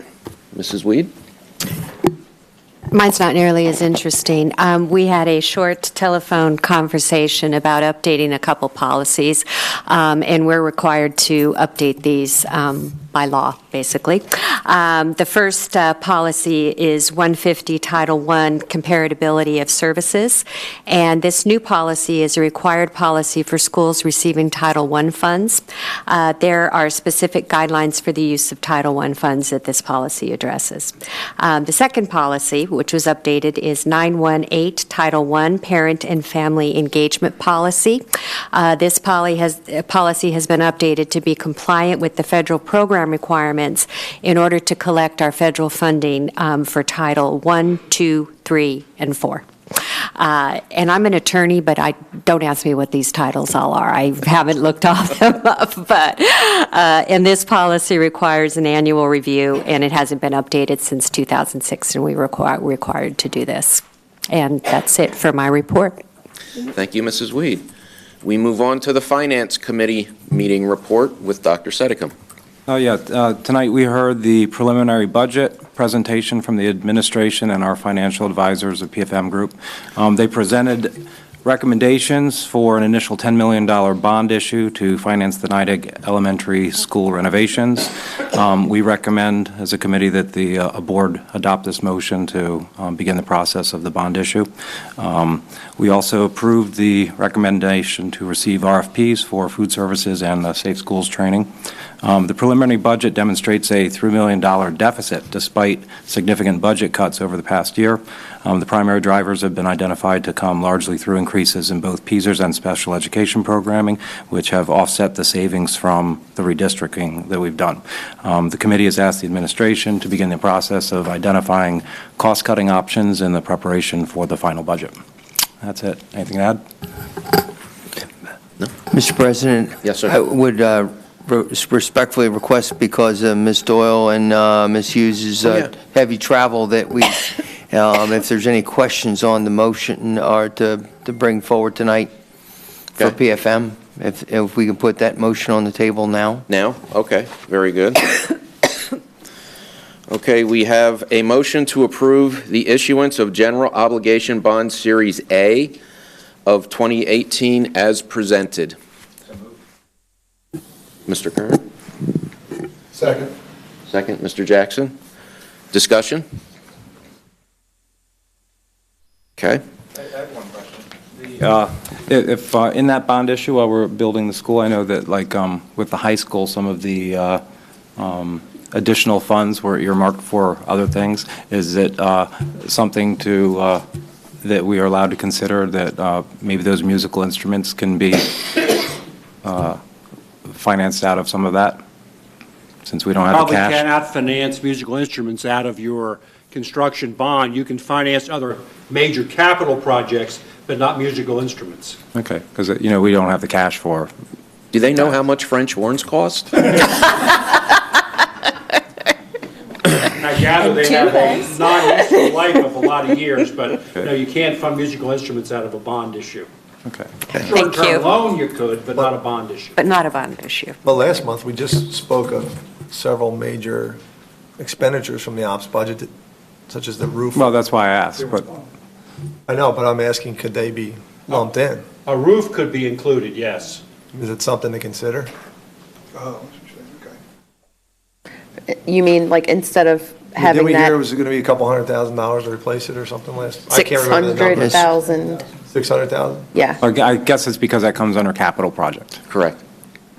So what, are you saying that maybe we could, instead of having to push off other capital projects, we could fund the replacement of that roof through? Well, if we're not getting insurance for it, which we don't know yet. Right, That's- we asked for it to be investigated. Right, we could, whether yeah, it falls so under the repair the roof out of the bond issue. Second thing is, and could it be incorporated into the juggle. $10 million? Do a little Oh, into juggle. the bond issue. I Yeah. see what you're saying. That's a good point, Keith. Okay. That's, all right, that's something that we'll consider. Yeah. I would respectfully ask that when it comes to middle school band instruments, we come up with a game plan that's long-term fixed versus Right. throwing. If you are interested in adding the roof project, you should let Jamie know so she can price the bonds and the appropriate amount to cover the NIDIG improvements as well as the new roof. So if Ms. that's your Dewar. intent, you ought to make sure you give her that direction. Question, what's the timing on that where you would need to know? Because that would have to actually come out of the committees. I think you have a little bit of time to discuss that because we're not planning to have the bond sale immediately. Okay. So Several the weeks? size of step one, I would like to keep the same, again, to keep it under the $10 million threshold because the loan Yep. cost and interest rates. So it won't affect the size, it will just affect the purpose of issue that you put on it. Okay, but that's doable? Yeah, that's doable. Yeah. Okay. I mean, I think, if we do that by the end of March even. Okay. that would be fine. Okay, very good. Any other discussion? Okay. All in favor, say aye. Aye. Opposed? Motion passes unanimously. Okay, back to the committee meetings. Thank you very much for coming. Thank you so much. Drive safely. Next, we have the Upper Bucks County Technical School report with Mr. Ochmanowitz. Thank you. On January 25th, the Upper Bucks County Technical School Joint Operating Committee met. It is a committee, many of you may not know, but just briefly, it is a committee of all the schools that filter to the Upper Bucks Technical School. School board member representatives all meet and conduct business for the technical school like a separate school board. The Upper Bucks Technical School celebrated a nice new student of the month, a gentleman by the name of Nathan Hessler, who's from Penridge. The Upper Bucks Technical School audit report, as you may have heard briefly earlier, we got flying colors and there was no discrepancies that were incredibly obvious and nothing that was irreconcilable. Hazing policy. Recently there were changes. We are in the process of making changes to the current hazing policy at the school. The hazing policy will be updated to reflect commonality and common language from the mutual school districts. So it's just an update. Recently, the Upper Bucks County Technical School received 2 awesome donations. Baxter the robot. Baxter is a simple robot, but its objective is to teach children programming, simple robot movements as moving forward and backwards, picking items up and moving them. Sounds like Cosmo. Yeah. You know what I'm talking about? Yeah. It's $16,500 was actually the donation of that machine, that robot, rather, excuse me. Actually, it's a machine. It's not a robot until it's programmed. Tickets to the car show were also donated to everyone in the auto collision class, which is nice. On March 15th, 2018, there's a joint board meeting at the tech school for all the school board members. You are all invited, to my understanding, if I recall correctly. Approval of the 2017-2018 school calendar year was presented, motioned, and approved. We also accepted grants for about $18,500 roughly. One last thing. They're considering instituting a new class and replacing the landscaping program, possibly. It's going to be a kind of interesting. It's an agricultural and biotech class is what they're considering, and the credits from this class may be transferable to local college institutions, which is very exciting. And I am done. Thank you very much. Does anybody have any questions? Thank you. Baxter may be a simple robot, but he has a good heart. Thank you, Mr. Ochmanowitz. We're going to move now for 2 items needing board action. We have 2 board officers. We have, of course, the resignation of Mr. Robert Riggle, effective February 8th of 2018. So we would like a motion to accept Mr. Riggle's resignation of Board Treasurer effective on February 8th, 2018. Dr. Sedicum and Mr. Anderson. Discussion? Bye, we'll miss you. Bob, you did a great job. I'm going to be sorry to see you go, but I wish you all the best in the future. You're going to pay me more on this one. Thank you for, is it 8.5 years of service? 7.5. 7.5 years. Thank you, Mr. Riegel. Good luck, yes. Okay. All in favor? Aye. Opposed? Passes unanimously. Next, we have the election of the Board Treasurer. There is a motion to approve Mrs. Lynn Rouston as Board Treasurer effective February 9th, 2018.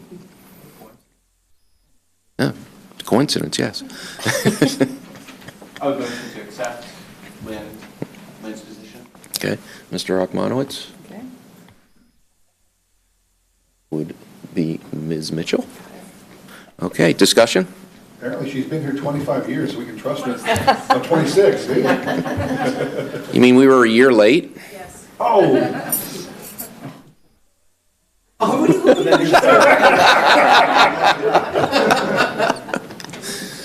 Okay. That's the problem, isn't it? That should have known that one. Okay. We'll get better with the numbers. Okay. All in favor? Aye. Opposed? Passes unanimously. Congratulations. Thank you very much. Okay, we will move on now to the public comment on the fiscal items being presented for a vote tonight. Do we have anybody signed up for public comment? We do I not. think there was one that was raising his hand. Do I see any hands in the audience? Yes. Higher? Higher? Please approach the podium. State your name and area of residence, Mr. Orloff. Richard Orloff, Richland Township. You're going to vote on a preliminary budget tonight, I believe. And I'm hoping you don't blow through the Act 1 limits. 5 of you all swore, or 4 of the 5 of you swore a commitment to the voters that you would limit the tax increases to Act 1. Mr. McCucci, you took this board, the prior board rather, to task for some of their fiscal decisions, but at the same time, you did not commit to keeping tax increases under Act 1. A little bit of a disconnect there in challenging them for their fiscal decisions, but refusing to vote. And 2 of the 4 of you, from what I'm told by many people, basically committed or took the prior board to task for raising taxes every year for 30-some years. That would imply that you're going to hold the line on taxes. So I would ask that everyone control the spending increase this year to Act 1. And what is that? That's about 3% on top of a $105 million budget that's existing this year. In addition, you're going to have revenue growth just from the growth in the tax base. And I don't know how many houses that are coming at Richland Township, but we've probably had between 50 and 100 this last year, most of whom which are going to bring $5,000 per home.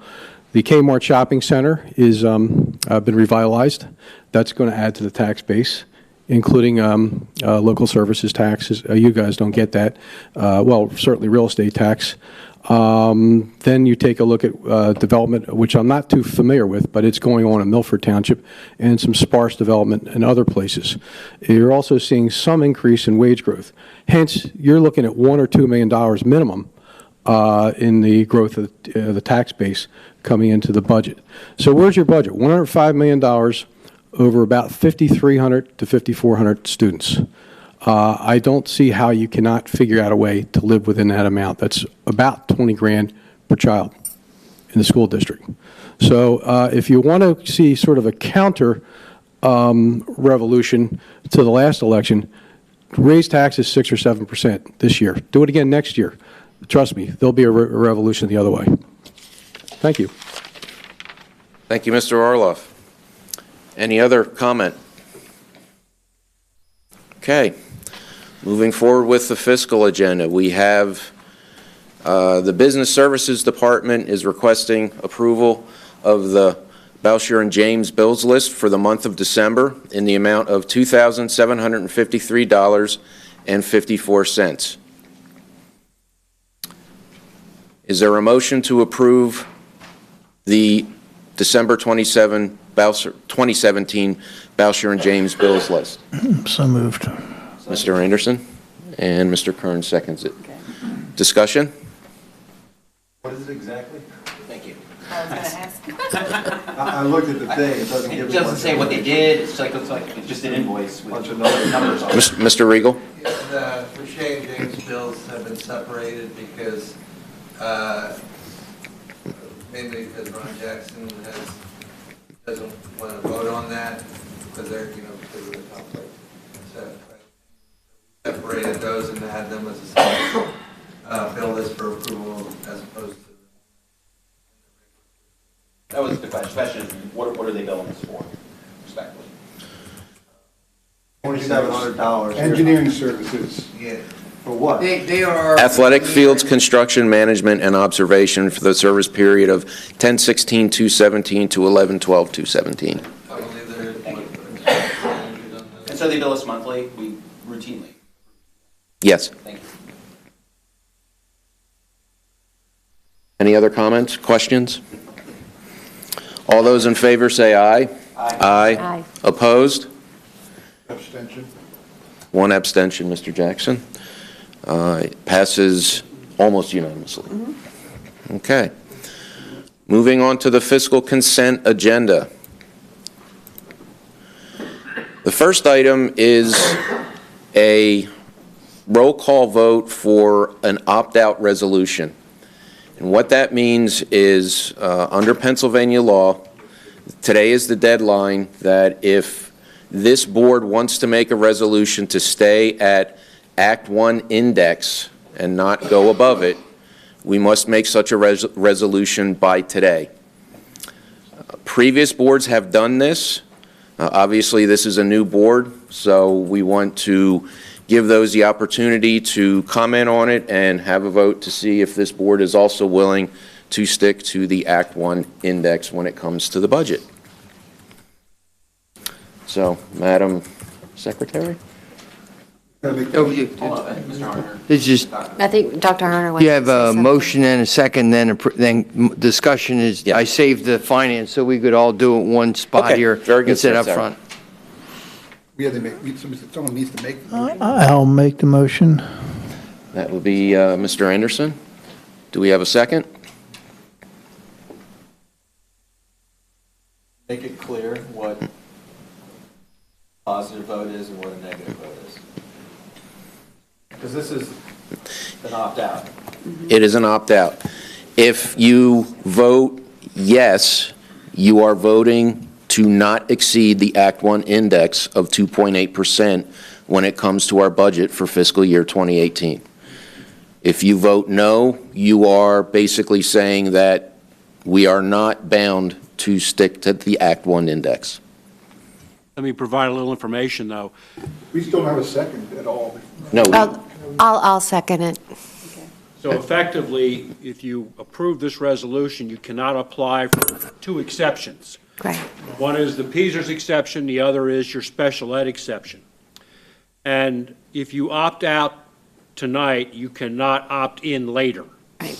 If you don't opt out tonight, it doesn't compel you to take those exceptions when you finally adopt a final budget. It's like a boa constrictor. Or a python, either one. It never expands, it just keeps contracting. You can't expand, you can contract. Mr. President, may I present? Yes, sir. Thank you. Good evening. Good evening, everyone. Thanks for hanging with us at 10 minutes to 9. This is the agenda for my quick presentation of budget, and it won't be as long as it's been in the past since we've kind of got our systems down a little bit better. Then I would, for all those in the audience, like the board knows already, up on reports on the school district website under the 18-19 budget, all of the facts and figures that go into each one of these, the trends, the budget, all the information's back behind there, and historically data going back 5 to 6 years. This is the agenda for my presentation. Priorities for going forward next year: funding the capital maintenance plan for $1 million, renovation for addition for NIDIC. You just saw the PFM resolution that was just up here a minute ago with Ms. Doyle that she had to work for. And then our only add-ins for next year are in the special education areas. The funding the capital maintenance for $1 million, I've been after that for about 3 years. We've never had earmarked money, a line item to take care of on an annual basis, capital projects. As an example, we dipped into the high school renovation money where the project was about $70 million, ended up being about $75 million, and the remaining $5 million was not for the high school. It was we paved parking lots, we did other repairs. Those repairs should have been ongoing. We've had decades of neglect, which the board in the past couple of years has supported administration in studying our facilities, and we know what we need to fix. And we've obviously voted to take out one already out of the inventory, voted to take another building out of the inventory. Anyway, that's that item there. Okay, these are the cost drivers for next year. What's really different this year than last year, PSERS is not the major cost driver.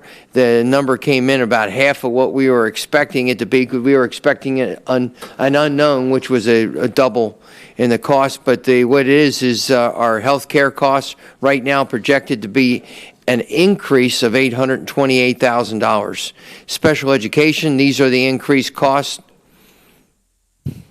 and these are ongoing costs. These are the operating dollars that we're talking about. Increases for a total of $3.367716 million. Next slide. Capital projects, that $1 million would be set aside as a line item would be taking on these projects.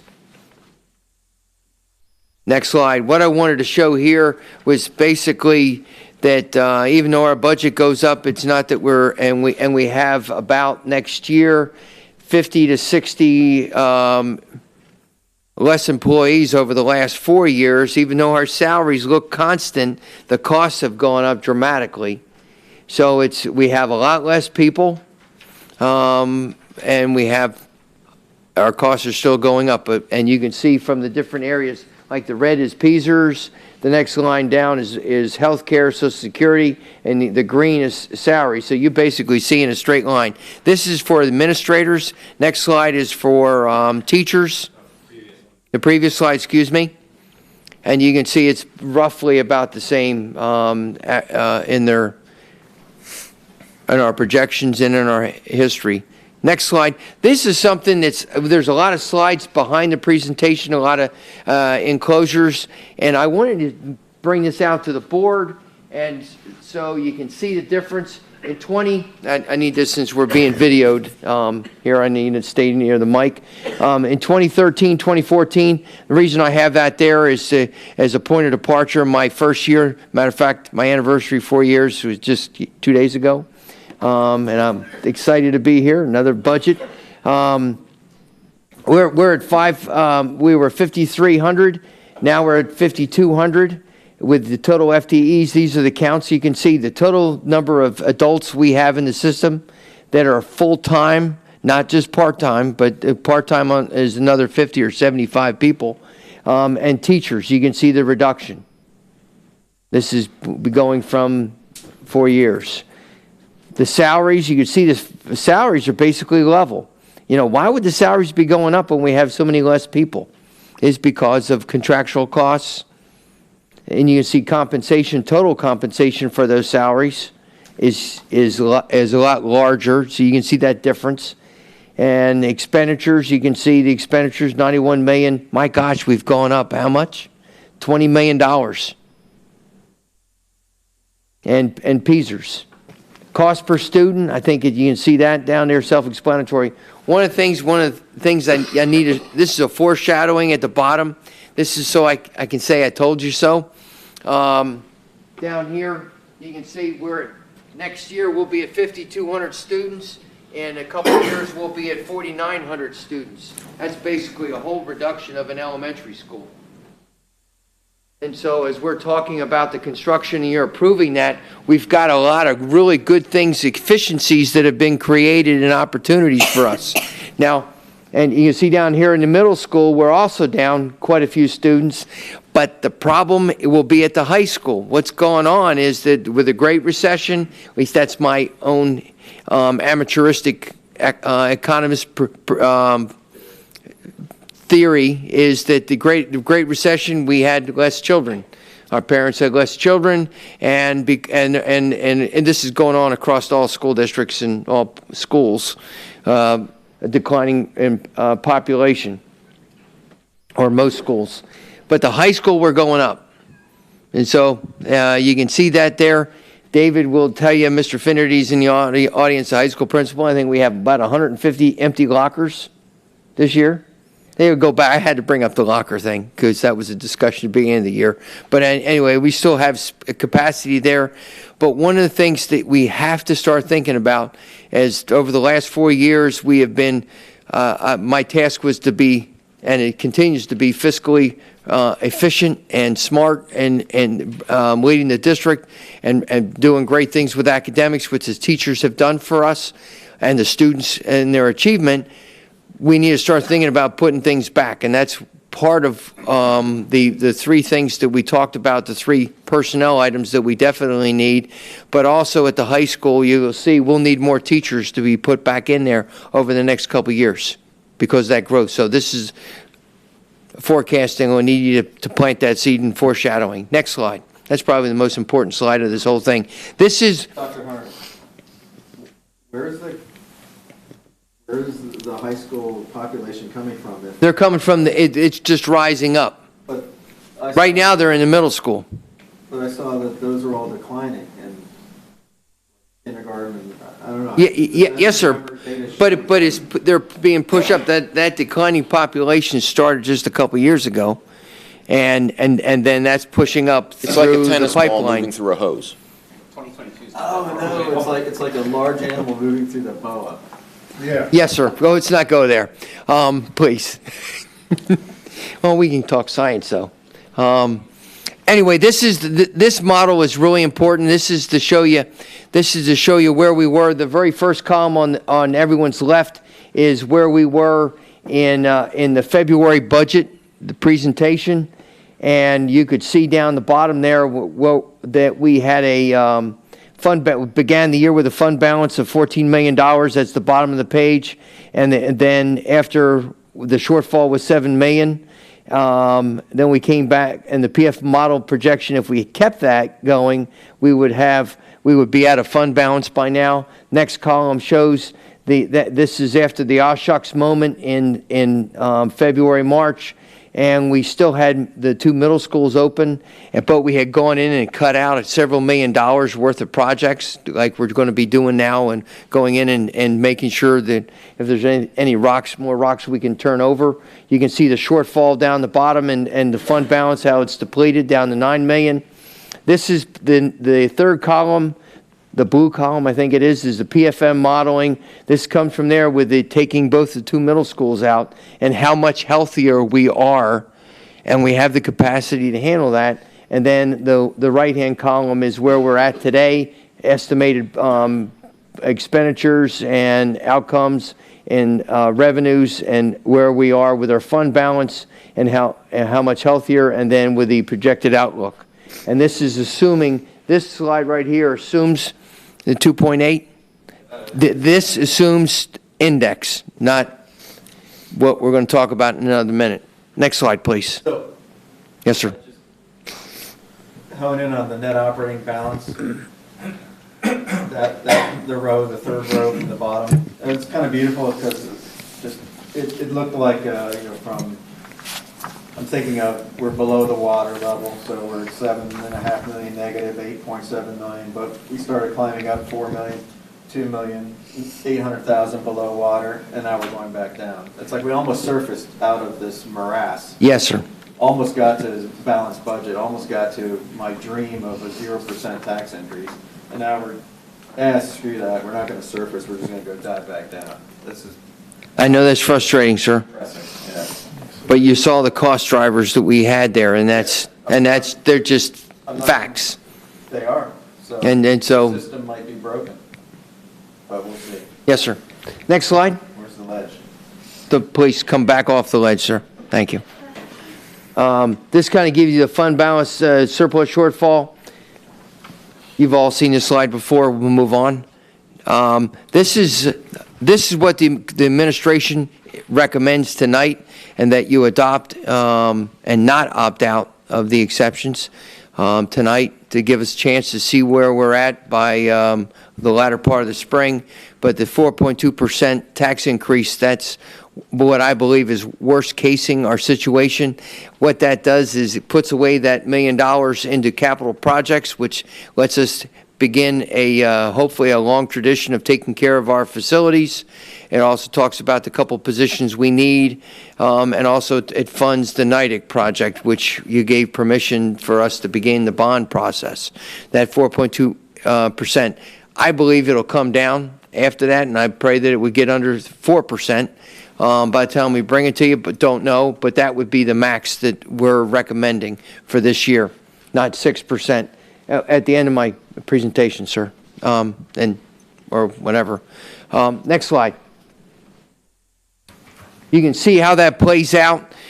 All these slides for the audience, these are all online. If you look at this, the middle column right here is for next year, and then all these other columns assumes revenue and tax increases of index this year. So this is the 4.2%, this is 2.8%, 2.8%, and how that plays out. And you can see how healthy we are and how we're not treading water.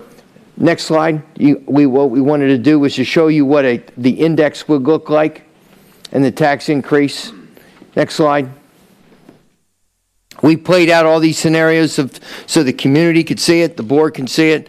We can spend 4 months, hopefully, if we don't opt out, talking about 4 months to talk about it and see what the community has to say. Next slide. And back up one, please, Joe.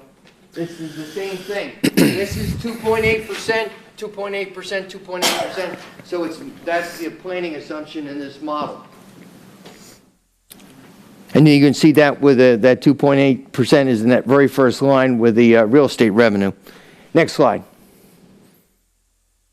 No tax increase. We've heard that. I've heard that from Mr. Jackson the last almost four budgets. Yeah, 4 budgets now. Mr. Jackson's been with me. He's asking for it. You can see what it does at the bottom. It says 0%, but I need you to show you what a no tax increase 1 year, just 1 year, what it'll do to us as a community. Here's the 0% right here, 0% going in, and then the impact and how much we're in the hole for our fund balance. We're gone. And fund balance is gone, and we need $14 million other dollars. So because what happens when you have a 0%, you lose that what's it, index brings in how much? 1.7 million. You'll never get that back. So every year going forward, you don't have that 1.7. Compounding is also. And yes, sir. Thank you. Next slide. And this is a short summary of how all those things playing out. Next slide. Exceptions. Do you please take a moment to read that? We did not set aside money for the high school project. $75 million project, total $80 million in bond sales. No money wasn't set aside for that.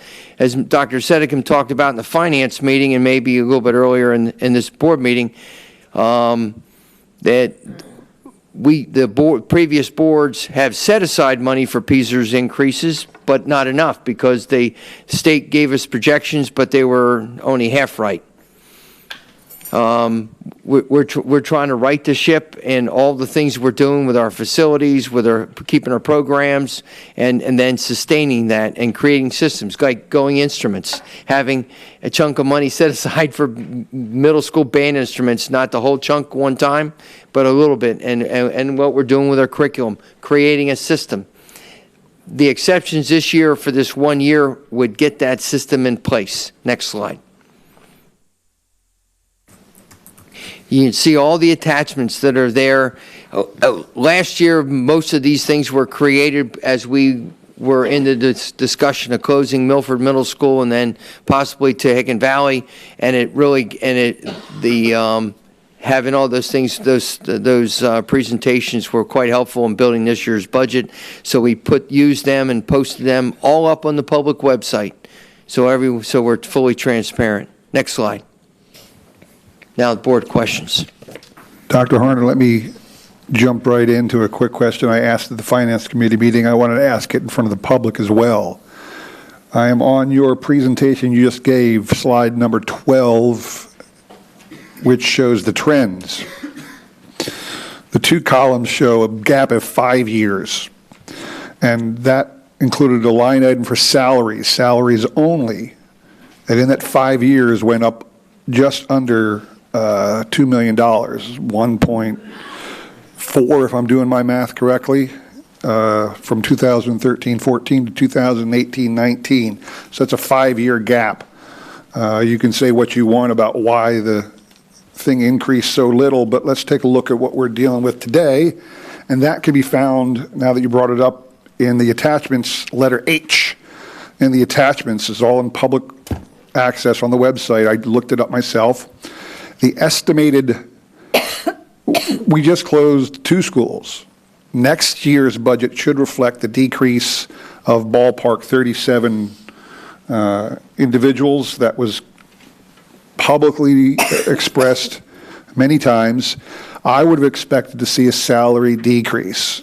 Yet in this handout, letter H on the website, salaries expected for this year come in at 41.8 million. Yet next year they increase to 42.2 million. Even with the attrition, anybody else who may be, let go this coming year, we still see ourselves with an increase. I'm going to ask Zach to again explain to us why that's the case. Sure. The first thing I just want to address the 37 FTE number. That number was over a 2-year period, and we actually captured most of those FTEs in this year. So that's why you'll see the estimate for 17-18 is lower than the original 17-18 budget. But the total over those 2 years of 37 is still there. Yeah. So then you take the current estimate and then our preliminary number for next year, and to your point, it says about a $450,000 increase. The reason there's still an increase is even after you reduce 10 to 12 FTEs out, all of these staff that are remaining, the 340 or so teachers that are remaining and support staff and administration are all receiving their contractual increases. The contractual increases are more than the reduction. So, for example, reducing staff results in about a $400,000, about $400,000 or $500,000 decrease, but contractual increases are still 1.1 million or so. So even though we have fewer employees, the cost of the current employees has gone up. Correct. So to put it a different way, instead of going up 400,000, if we wouldn't have reduced staff, it would have gone up 1.1 million or so. Yep. By the way, attachment U is a good one. Attachment U has the cost per student and the cost per FTE, full-time equivalent. You got to be careful about the cost per student and cost per teacher going up. The only reason to say that is because we've done a good job of reducing those numbers. So no matter what the budget would have been, those numbers would have gone up. Yeah, but if you wonder, both of those are on a pretty significant increase. So it's obvious our expenditures continue to outpace our revenue. Most businesses don't survive when that happens without doing something about it. Raising prices, which is us asking for taxes, cutting staff, which we don't cut staff, but we let them retire, and by closing buildings, we're allowed to, I guess, not fulfill those positions. So we have a rock and a hard place, and then a piece of granite in between those two. And I don't even think I don't think it's possible to find the money. Like, what would happen if we got no money above our, the 0%? You're showing it as if our expenses just keep on trucking ahead, full speed ahead. Damn the torpedoes, full speed ahead, right? I don't know the answer other than, if we just keep spending the money because we have to, because they're salaries, because they're PSERs, because they're medical, they're healthcare, they're administrative salaries. We got about this much of the pie to cut. I don't know how it's even possible to make this ship float. Yeah, I'm surprised when I look at the five-year projection with the 4.2% increase that we, despite all that, we are in the red every year, and our final fund balance is minus 58,000. I didn't think that would be happening with what we've done. Is that an assumption that's going to be an ongoing 4.2 increase? Or that's just for... Ma'am, all just those one? slides have the different options for this year, and then in future years is a 2.8% index. Okay. All right, so this goes back to what I was bringing up in the Finance Committee earlier about looking for structural ongoing savings.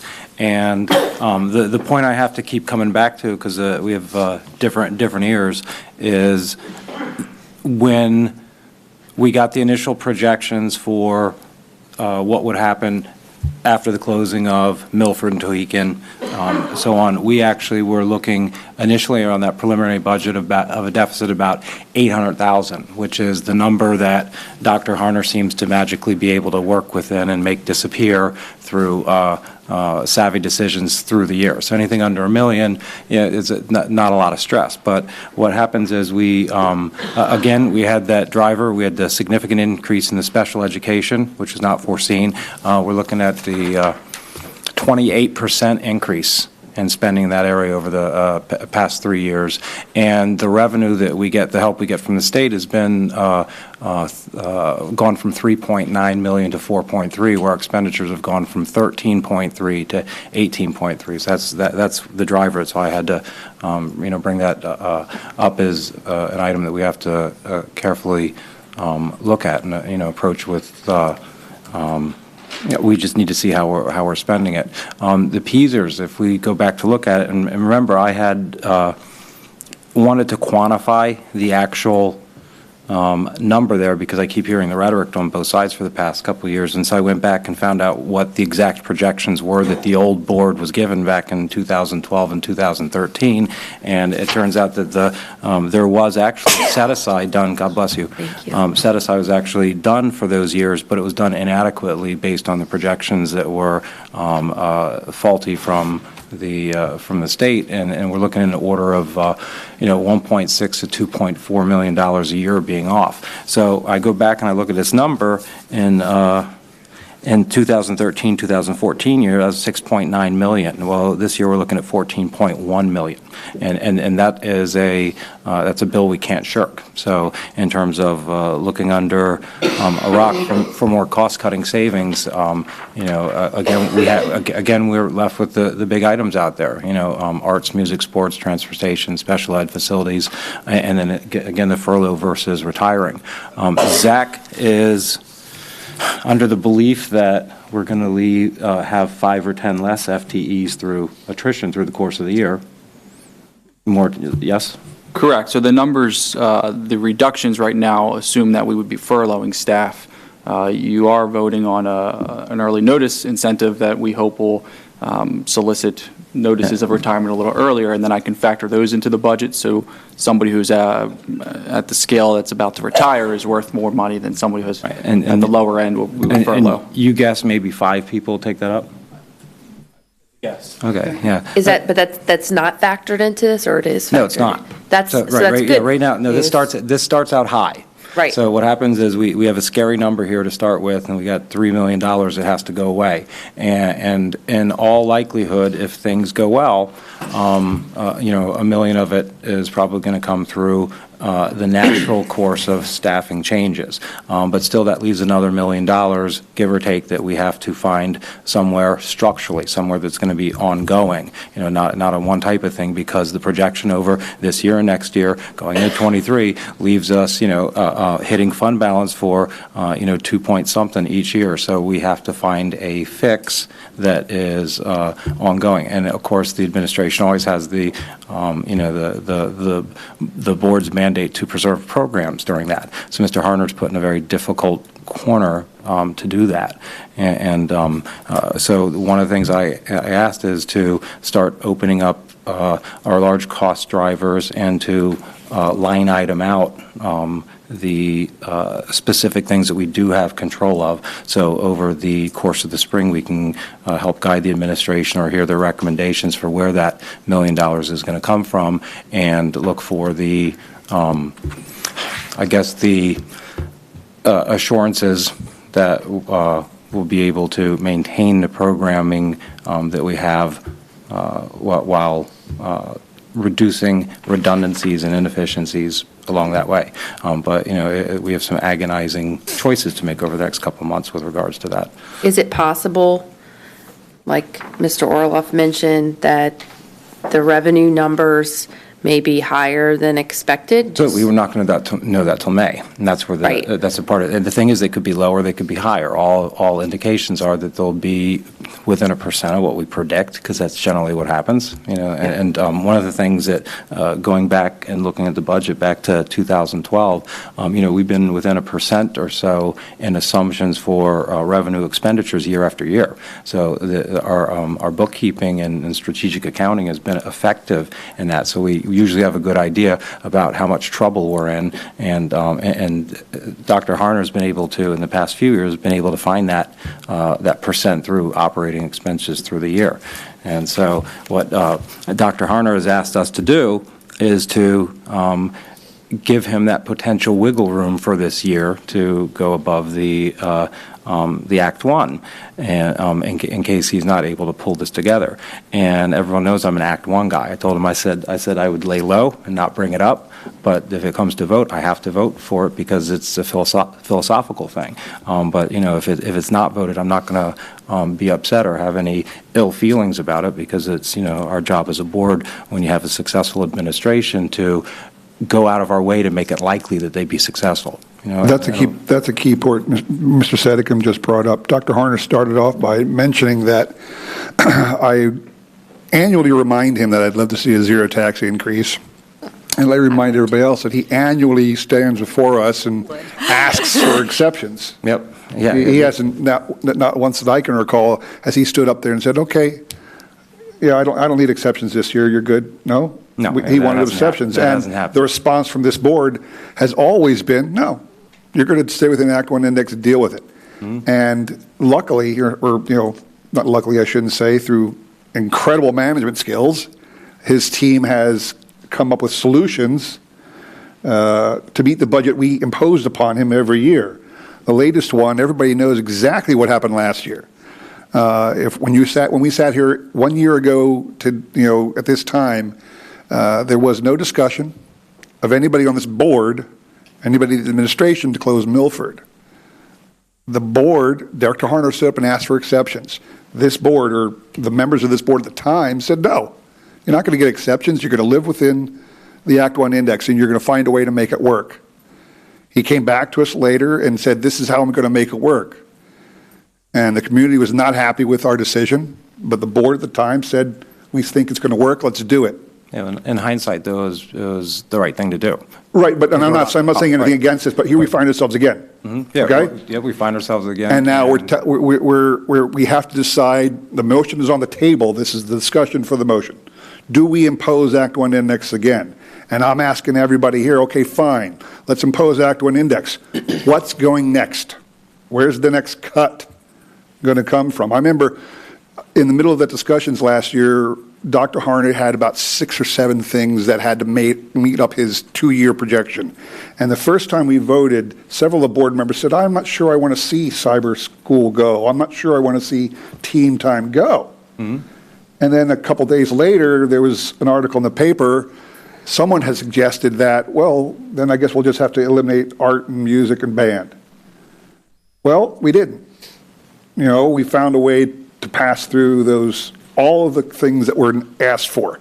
But again, here's a new year. Is art, music, and band going to be what we make him cut if we say stick to Act 1? The knee jerk of any of us is not to cut anything ever for any reason. You don't want to have to make that decision because there's someone hurt on the other end of it. And so we have these 2 main drivers that are things that we have to buy that we didn't order. But the commitment, the question tonight is not a commitment of spending. It's a commitment of so to get where I was give us going. time to further evaluate it, and as you said, dig into the budget and try to find that extra money. So what Dr. Harner has asked. Why is there a pressure to get that? Because there's the caution about if you. That's what I'm trying. Yeah, I'm kind of seconding Keith here. If I may why do we comment. have to limit ourselves like a boa constrictor? If as I he may said, comment on that for just a Again, second. fiscally, philosophically, it's a line in the sand, saying this is the budget, this is how much your salary is going to be this year, this is what you have to work within it. What Dr. Harner and Zach have asked is they have asked if they were given a little less of that pressure, that they would spend the spring looking for ways to make the exceptions not be necessary, correct? Basically, All the time. The Yeah, all the budget time. process is a 12 months out of the year process. And so with the incomplete information, that was that they're looking for that little wiggle room in there.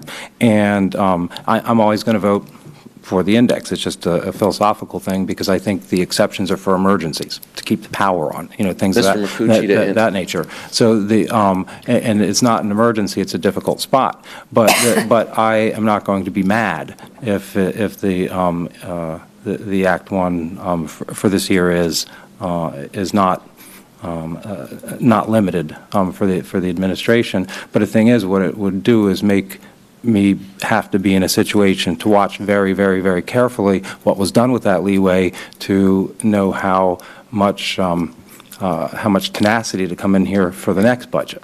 And that's sort of the discussions that we've had because, viscerally, I just have a philosophical line in the sand that $20,000 a year is something we should be able to educate the students on. However, I'm also cognizant and aware that there are large driving items that we don't have control of. And with all the hard decisions we made, we still end up behind the ball to the tune of a couple $1 million and change because we have mandated expenditures, legislated expenditures that were unforeseen again, and we end up here. And that's why, even with the exceptions, that doesn't take care of the problem. And that's why I say that $2 million, we need to find $2 more million of structural savings going forward to not end up here, at least on today's projections, because what's likely to come up next year where we've gotten it, where we have a projected, within $1 million balance, and then we end up in the same thing, having to look elsewhere because either PSERS or ed program or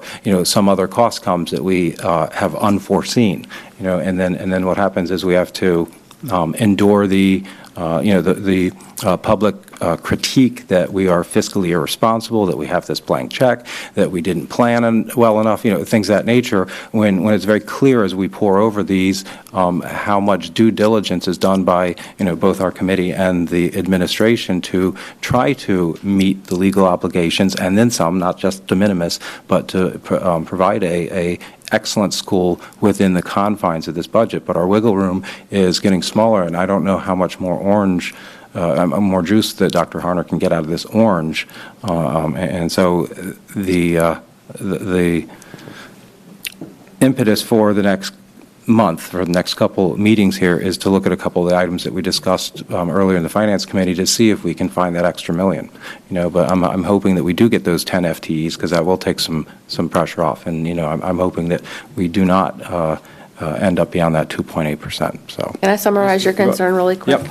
Can I just, Yeah, go ahead. I want to address your original question. There's no pressure being mounted on anybody to do this. We're up against the deadline. Today is the deadline. Previous boards have voted, as you've heard, to do this. Therefore, we wanted to have this on the agenda tonight to give this board a chance to vote on it. So, that's part of the discussion we're having now is, everybody's getting out their thoughts and their positions and such. So I don't want you to feel pressure. I'm not saying I'm personally pressured by it. I'm saying the situation is pressured. And so my thought was that, and being the new guy up here and listening to Dr. Seneca speak of the fact that we've pretty much put enough pressure on that he's not sure where the juice is going to come from anymore. Keep in mind that if we should vote to stay at index tonight, okay, that at least gives the administration a clear definition of what we want, and it allows them to begin to work at that from this point forward. Right. So which is what worries me, because in one breath you're saying he's done a great job of doing it, but in the other breath you're making him hold the line and saying not go above that. But holding the However, line, something's going to be cut if he holds the line. So that's what we're trying to say here, Yeah, right? something is going to be cut. Find a program to eliminate over the next 3 months and come back. But I'm of the opinion, looking at these, in both scenarios, Act 1 or no Act 1, something has to be cut. And it has to be cut to the tune of $2 million a year over the next 5 years. It has to. But as you said, the Finance Committee is going to be digging into that to try to figure out where. Yep, that's our job. Right. Yeah, that's our job.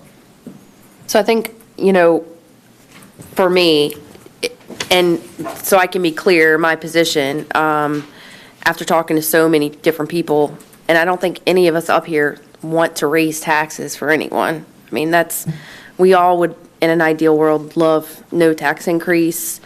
That would be wonderful. And I've talked to so many people, especially in fixed incomes, who are hurting. They, for instance, what if they inherit land from a family member and then they have to pay so much taxes on that they have to wind up forfeiting that property. So I think it's a very sensitive topic. It really is. I still don't know why we would limit ourselves to our options at this point. But I think in summary, I was going to summarize what you were saying, Dr. Sedicum, in terms of the concern, and just so I'm clear, is that if we give the leeway to say it's an option, then that may lead to... You might take it. Yeah, and versus you're saying if we say it's not an option at all, then that leaves no room for that. But the risk is if we limit that, correct. So are you saying that if under no circumstances, even if it meant having to cut an important program, would you not consider any exception? There's 8 other people on the board, and I will vote for the Act 1 because we have a lot of things, and we have a very luxurious district comparatively for our poverty index, and we would have to be forced to do more with less. But, like I said, this particular year, I'm not as vehement about it. I'm going to vote against an exception, but I'm not going to be mad if the rest of the board disagrees. But if that does happen, again, that'll force me to be hyper vigilant about looking at these expenditures through and calling the administration to task to make that 2.8 happen, even with the exceptions available, because that would impress me a lot. I would be very impressed if I saw 2.8 happen with the freedom of doing 4.3 or something very close to it. I want to see valiant efforts in the budget. Because either way, the cut has to happen. You know, we 2 million, in both situations, the fund balance gets decimated, both of them over the next half decade. And so we haven't gone far enough in structural savings identification yet to produce a pathway to a balanced budget in the next half a decade. And what I'm hoping is it's a little exaggerated because we're considering a handful of FTEs that will most likely not be here. So maybe that number has to come down to more like $1 million and change. But still, that number, we still have to find that $1 million and change. And that's on the Finance Committee. That is our job, is to work in concert with them and help bring recommendations to the rest of the board on how to do that. So, What about revenue generating? I mean, we talk a lot about these expenditures. Are we going to be generating any revenue from this $4 million turf fields that we were promised? I mean, what's that number? We don't know, and these numbers aren't here. These aren't numbers here. And also, I think it would be, and I hear you, we don't have all the information, which I think is why we're all like, let's not limit, we don't know. But also just throwing it out there, you know, I think we should look at ways that we can generate revenue with the Milford property. Right, but tonight we have the motion. Those type of things. We have to take a stance on fiscal conservatism or not, and see and give a couple $1 million extra wiggle room potentially to the administration.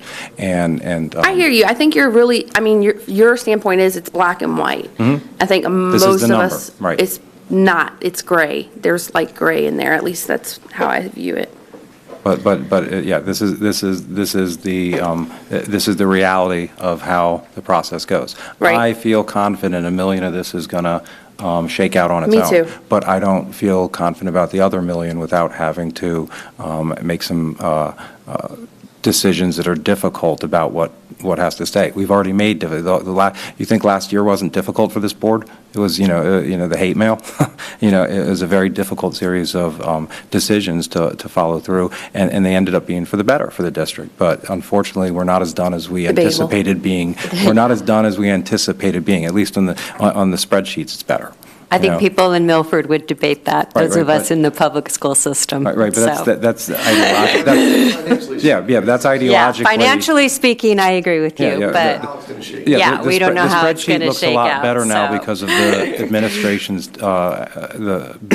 actions of the past year. That's just indisputable. You see the numbers, the models are clear on that, but they are not good enough because a couple cost drivers, again, reared their head. And heck, man, they're probably going to keep doing so. But we need to decide whether there's going to be a line in the sand on that number or not. And I think we should consider having our vote now. I think we've had good discussions. I think everybody knows, what we're doing here. So I just had one other question for the administration, if you don't mind, Mr. Klein. Sure. So if we give you more time to think, why should I believe that the number is going to come down? What are you going to find out now, in 3 weeks? This histogram is the past 7 years. Preliminary budget is the entire line. Blue budget's the actual expenditures. The final budget, I'll put where the yellow is. This is actual the budget we approved and how much we actually spent. Dr. Harner for the past 2 years has actually come in a little under this past year to the tune of nearly $7 million. So this wiggle room here, about we were able to lop $3 million off last year from the preliminary budget to the final, and 2 point something off the one before. So we always find some savings through the course of the spring because there's a wish list on here, and staffing is overrepresented. So I know that it's going to come down, and I know where the first $1 million is offhandedly, but not the next $1 million. Well, just look at attachment W for a real eye-opener. Yeah, but 10% wiggle room, 57% fixed salaries, benefits, 30% are the mandated special ed. I don't know where you're going to squeeze blood out of. I don't care how many weeks I give you to think about it, but it's my piece. It doesn't make any sense. Just as a reminder, if you vote yes, you are voting to stay to the Act 1 index. If you vote no, you are voting to potentially go above the Act 1 index. You're voting to authorize the administration, if necessary, to apply for the exceptions. Exceptions, correct. Thank you, Mr. Gardner. Not doctor. Not doc, no. Not doctor. There's a lot of doctors Attorney. here. JD. All right, Madam Secretary, would you like to begin the vote? Dr. Sedicum, No. Mr. Akmanovitz, Oh, I'm sorry. Wait. The no is for, yeah, the yes is to, yes. No, don't, it's not too late. I already wrote it down. You just shocked everybody in the room. Everyone, keep that vote there. Keep it, go back to your language. Attaboy. No to an increased Act 1, however that's going to be. You're voting? So, yes. Okay. Opt Yes out. to opt out. Yes, thank you. Sorry about that, everyone. I thought I just misunderstood for 45 minutes. No,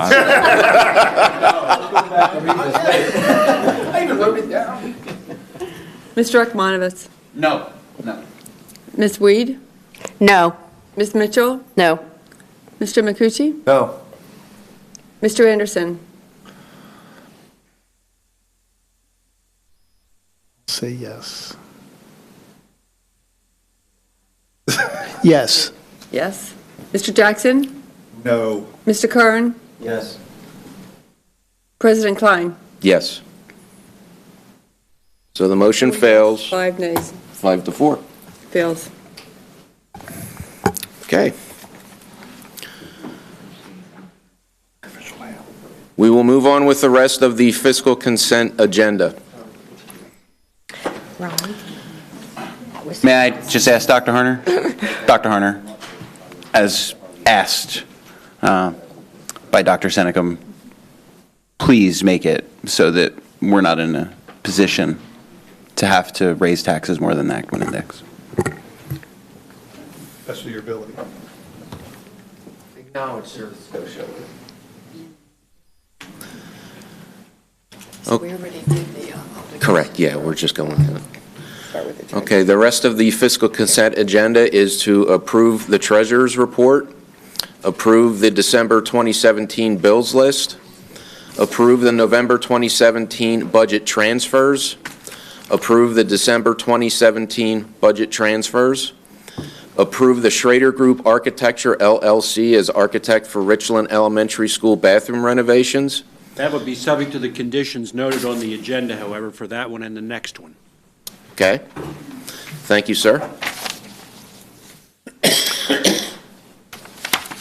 Approve Schrader Group Architecture LLC as architect for Neidig Elementary School renovation and addition. What the lawyer said before. Approve production contract with RAK Sound. Approve production contract with RAK Sound for the 2018 Junior Prom, April 14th, 2018. Approve photo booth service contract with Big Laughs Photo Booth LLC for the 2018 Junior Prom.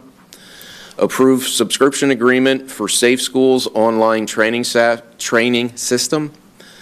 Approve subscription agreement with Cook Consulting for the App Garden volunteer tracking software.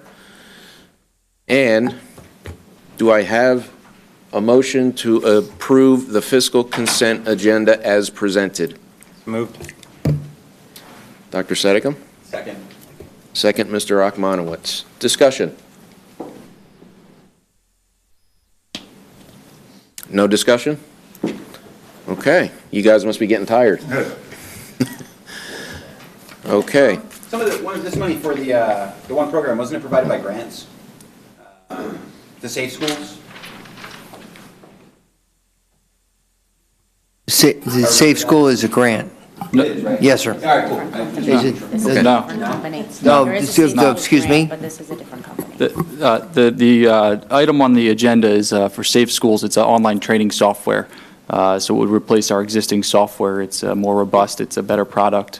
And it also has the PIAA required trainings, which our current software does not have. So it's actually going to save us some money there, is what that motion's for. Okay, we've had a motion and a second. All in favor, say aye. Aye. Opposed? Motion carries unanimously. On to public comment on the human resources items presented for a vote tonight. Mr. Orloff?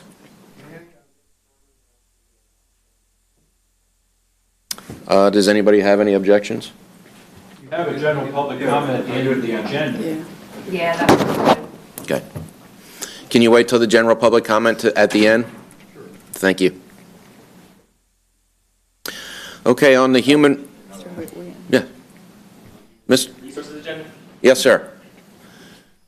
Please approach the podium and state your name and area of residence. Ryan Wien, president of QCA. To the agenda items on the human resources agenda, I want to point out that I feel like they are a great example of how the administration and the teachers union have worked together to come up with something that we both feel is fair. The letter of agreement for the cyber proposal will allow our teachers to have first right of refusal for cyber work if they choose. That was very important to us. The second letter of agreement for the early notice of retirement incentive is also something that we feel will definitely benefit the teachers who are considering retiring this year, but also would benefit the district, allowing Mr. Shuck to be able to plan accordingly in advance. If he gets these notices ahead of time instead of people holding out, then he'll be able to plan for any of these potential furloughs. And even more importantly, we'll save some aggravation, agony for those young teachers who are actually potentially going to get letters of furlough. So I personally will look to my membership and reach out to these potential retirees and make them aware of how their early notice could benefit our younger members. So, thank you. Great. Thank you, Mr. Wien. Any other public comment? Okay, moving on to the Human Resources Consent Agenda. The first item is letter of agreement with the QCSD cyber proposal. Second is letter of agreement for the early notice of retirement incentive. Next is the administrative staff. The supervisory technology staff is next. Then the professional staff, the 2017-2018 unit pay, the support staff, substitute aides and nurses, and that's it. So, do I have a motion to accept the Human Resources Consent Agenda as presented? So moved. Mr. Jackson? Second. Ms. Mitchell? Discussion?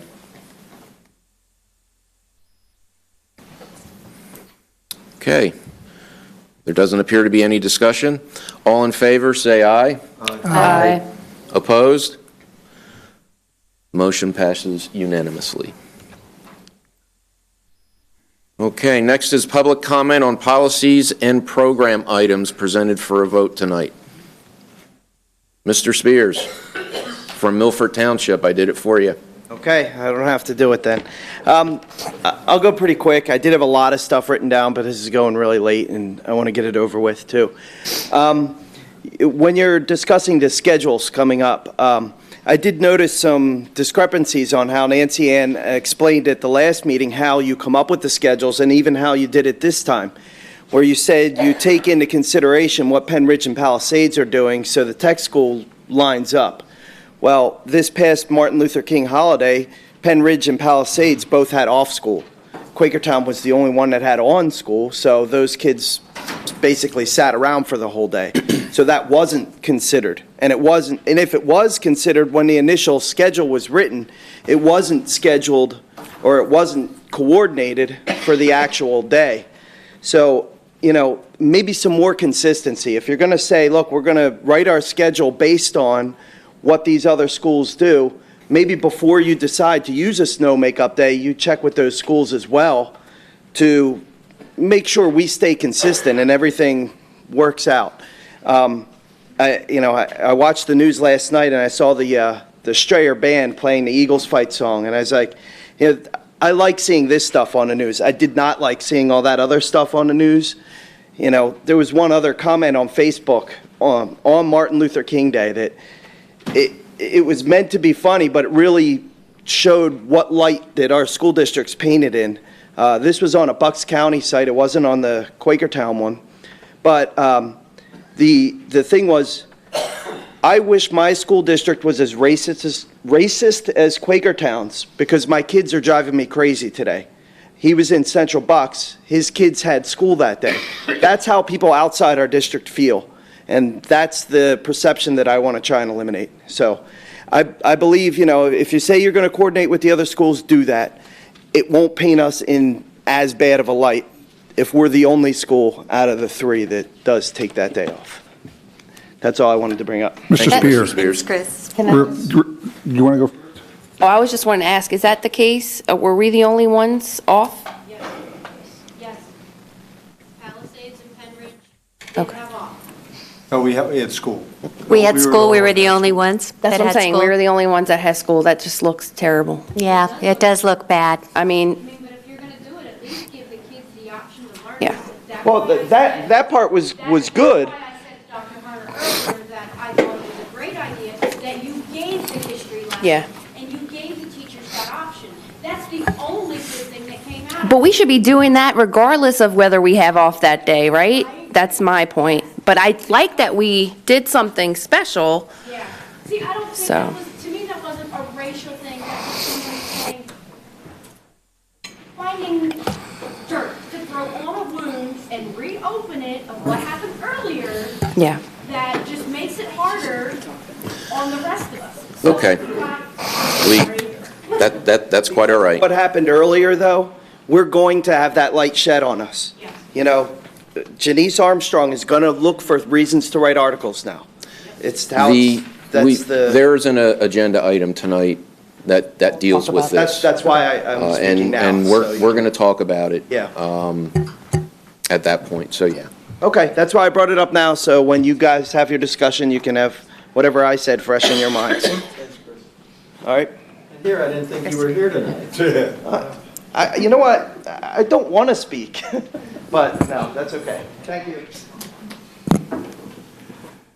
Okay, moving on to the policy, programs, and consent agenda. First on the agenda is to approve attendance at a conference for a board director. I believe that would be Mr. Jackson. Second is the school calendar, 2018-19 holiday non-instructional days schedule. Next is agreement with Moravian College. Lastly is to approve the board policies that came out of committee this evening.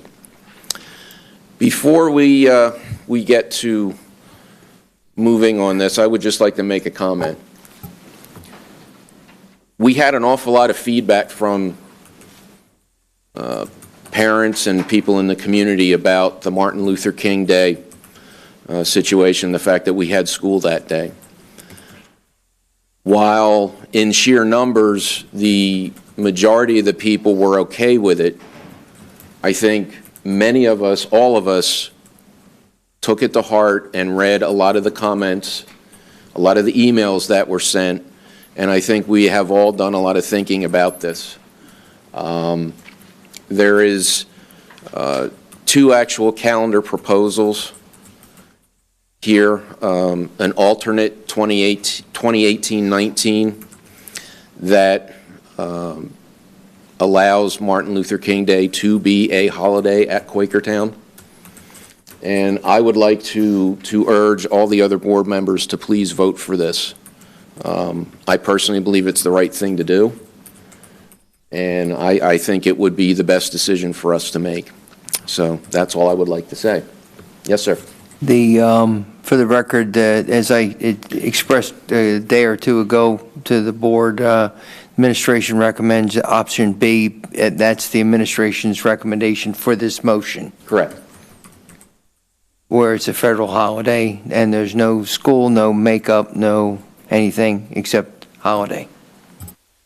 Thank you for that clarification, sir. Okay, so. Excuse me. might just have one more. Let's have the motion and the second, and then we'll discuss it. We can discuss. Okay? So do I have a motion to approve the policy and programs consent agenda as presented? So moved. Oh, go ahead. I'll second. I'll second. That- One of us will, both of us will. That was a tie. That was a tie. Galen. Do we need to pull the calendar separate? Do we need to pull Okay. the calendar out? It's time for discussion now. The whole agenda's just been motioned and seconded, so it's in there. But I think you need to say option, wherever the option was recommended. That's Correct. what you're voting Option on, B. because there was more than one option. That is correct. That's the clarification that Dr. Harner made. Option B is just the federal holiday, no snow day. It's just off. Okay, It's just off. got it. Just point of clarification, guys. I see Ms. Edwards over there shaking her head when I said I was in error of something. I would never say such a thing. I just wanted to clarify, when we say holiday, it is not a holiday for offices. And the reason for that is there are limits on the number of holidays that office staff receive. And so it cannot be a holiday for offices unless we eliminate a holiday somewhere else. So it has been removed as a snow makeup day, so definitely teachers and students will not be here. But when we say a federal holiday, I didn't want to leave a misimpression that offices were also closed, because that would not be the case. Thank you for that Okay. clarification. Yes, thank you. Okay, discussion. You'll have to, after a motion is filed, or whatever, Public given. comment. Then, yeah, there you go. You have to wait after. Mr. Rachmanowitz, you started to say something, I believe, before the motions were made.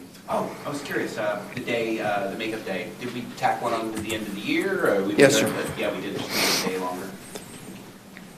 Okay. I mean, I don't want to, I'm not going to belabor, I think, what we've all discussed. You know, I was really disappointed reading the one awful article that put us in a bad light, because I feel like that decision was made last year, probably with, not thinking of being insensitive towards anyone. And actually, I thought about it, and I thought, wow, man, maybe I should have said something, even though I don't know that we could have changed anything in our last board meeting, just to try to be in front of that, because I feel like it's just unfortunate that keeps perpetuating in the media and just paints Quakertown in a really bad light.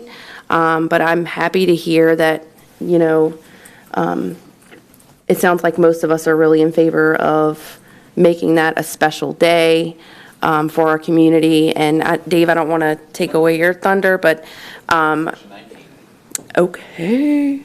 But I think that there's a way that we can make this right. We can make this a day of service, not mandatory by any means, but and I hope that despite this being a day or not a day, that Martin Luther King is celebrated within our classrooms, and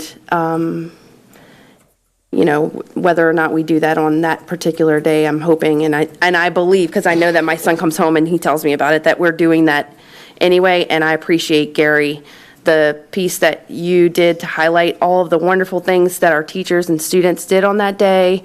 So I think overall, it seems like it was a success despite the bad light that we were in.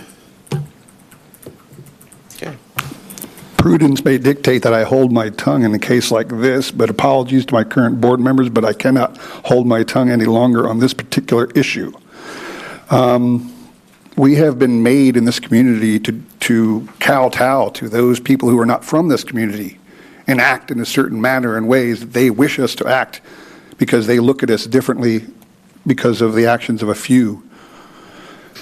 There's nothing wrong with having Martin Luther King as a federal holiday. That's a great thing. The question is whether or not it's a snow day, which is what it was. It was not a day of school. It was a snow day. Ms. Edwards, how long has this been a snow day and not a day off? It's been a while, correct? It's probably been let me just throw the number 10 years. I don't know what that's to do with the case, but it's been a while. And it's never been an issue, not because it wasn't a federal holiday that we took off, but because we never took it as a snow day before. Well, now we did, and suddenly because of the incident back in October, this community is a racist community because we chose to have school on that day. Should we have had a day of service? The other school districts around the community would say, yes, you should have had a day of service. You'll read in the paper, 150,000 students turned out for a day of service. That's the number I read on this past Martin Luther King Day. That's a pretty small percentage of the actual students who exist in this community. Therefore, the vast majority of those students were sitting at home watching TV or playing on their devices that day. That's the same thing that's going to happen now with this community. The vast majority of those students are not going to attend any kind of event that we hold. They're not. They're going to stay at home or go out with their friends. They're not going to be even engaged and cognizant of the fact that this is a day dedicated to Martin Luther King Jr. If they were in school, they would. The talk about some of the people today bragging about and thrilled with the policies, the lessons that we did. So people actually got engaged and learned about Martin Luther King Jr. But unfortunately, because some people outside of this community felt offended, who have nothing to do with this community, this board is forced in a manner to change its schedule to dissipate the appearance of a truth that isn't a truth. And that offends me to an exceptional degree. And that's just my grievance I had to air. That's not my motivation. Yeah, I mean, Just personally. I mean, I said it ahead of time, it's just me. No, I know. I know what you're saying, though. It is frustrating because these people don't know us. She's, she was offered to come and observe. She didn't. And she's speaking from a place that she doesn't know our community, and that's frustrating. Well, it was. I think it was frustrating to read the hurtfulness and just sheer hate in some of those emails that people were sending to us, that when you try to find out even where they're from, you can't even do that. So, but I don't feel like I'm pressured at all to change it. In fact, I've been in healthcare since the age of 14. I work every holiday, so it was like a blip on the screen. It didn't even cross my mind. We may not be pressured, if you don't want to use the word pressured, but it was. I mean, I've worked Christmas nights, Christmas Eves, New Year's Eves. It doesn't. So to me, it didn't seem like another day and an okay thing to do. I didn't even. It wouldn't be an agenda item if this hadn't arisen. Here, I would say though that I do applaud the instruction that was completed at the schools on multiple different levels, because all my kids came home more knowledgeable than that morning that they left. So great job to the group that educated the school. Teachers did a great job. Yep, And they our did. kids, I think, really benefited from it. That said, if it offends even 5% of our community that may engage in community service that particular day, I think we have an obligation to respect that. Yeah. Well, I don't agree that we should do it because of people in Philadelphia or people in other communities where some of these emails came from. I think we do it for the 5 or 10% of our community that does use it, as Mr. Kern alluded to, when his kids were younger and had the day off. Or I'm not sure I thought it was your email that you sent out, right? That Yeah, our use it kids as went to a the service, Quaker school, and so it was a day of service. But frankly, that's actually a ton of planning. I can't imagine doing that at QCSD. I'm not saying we have to do it, but I'm saying it can be individualized for the families that want to do it, and I think that's really what we're encouraging here. Mm-hmm. So. Okay, any more discussion? If not, we'll move to the vote. All in favor of approving the policy and programs consent agenda as presented, say aye. Aye. Opposed? Motion carries unanimously. We have a couple of information items. One is an independent audit report, and if I may, Mr. Regal, is probably one of your last official duties. Could you just give a brief synopsis of that?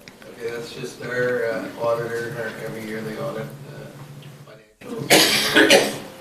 I think Lynn talked about his finance, that they can render up an opinion, on that. So a thumbs up or a thumbs down, we got the thumbs up. We got the thumbs up. Awesome. There's also a tax refund procedures, tax review of the tax collection program. Just chilled out. Probably in a month on that. Audit all the tax collectors, we went from being in-house to having to go back to the tax collectors, so we thought had an additional auditing on that. Okay. Very good. Thank you, sir. Okay. It's good reading. Okay. I'll take your word for it. All right. The second item is just a reminder to check the board briefing book, to check for updates there. It's located under the library tab. And we remind you guys of that every meeting, so that's just a routine reminder. Next is communications. Of course, we have the Strayer Players are doing Alice in Wonderland this year. The show times are February 1st at 7 p.m., February 2nd at 7, February 3rd at 2 and 7. And, sir, would you like to add anything, or is there anybody here to speak of this? No, sir. I'd just like to recognize that, or say that this is January. This is for all the new board members. January is Board Recognition Month. And you're hereby recognized for your service. They dedicate an entire month to recognizing board members? Yes, sir. Do we get presents? And they double your salary. Oh, yeah. Awesome. 0 to 0. Somebody wrote that in an email, right?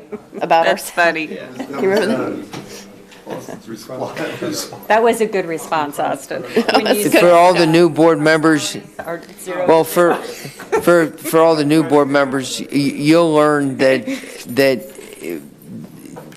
you will be committing a lot of your time, a lot of your personal time, and besides your public service time, to thinking about and walking, as Dr. Sedicum, he was incredible the other day when we had our vice president breakfast or lunch to talking about the agenda tonight, and talking about how his patients come in and tell him what they exactly think about tax increases, and wishing he was a dentist instead.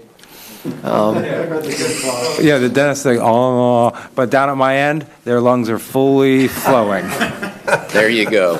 But thank you very much for all that you do. Thank you, sir. We'll wait for the presents, by the way. Yeah. Okay. Next is new business of the board. Does anybody have anything new that they would like to bring up and address? I would like to make a comment. I prepared some words, and so I'm going to read them off. If it sounds scripted, it's because I'm reading it. In regards to Martin Luther King Jr. and everything that we've been going through, I think that from great pain and bad can come a rebirth, and good can come from bad things. And hope that we all could maybe go in that direction, of course. Student service, community engagement opportunities is what I'd like to speak about. With respect to Dr. King and his legacy, the message of peace and brotherhood, and our motto of enter to learn, leave to serve. Kaylin Mitchell and I, Dave Ochmanowitz Jr., would like to invite our fellow board members in exploration and possible development of an official Quakertown Community School District student community engagement resource. We would propose that the Quakertown Community School District make available a subsection of their website designated to listing and providing student-focused opportunities in the community to give back for the greater good. The opportunities to give back in service would obviously be completely voluntary.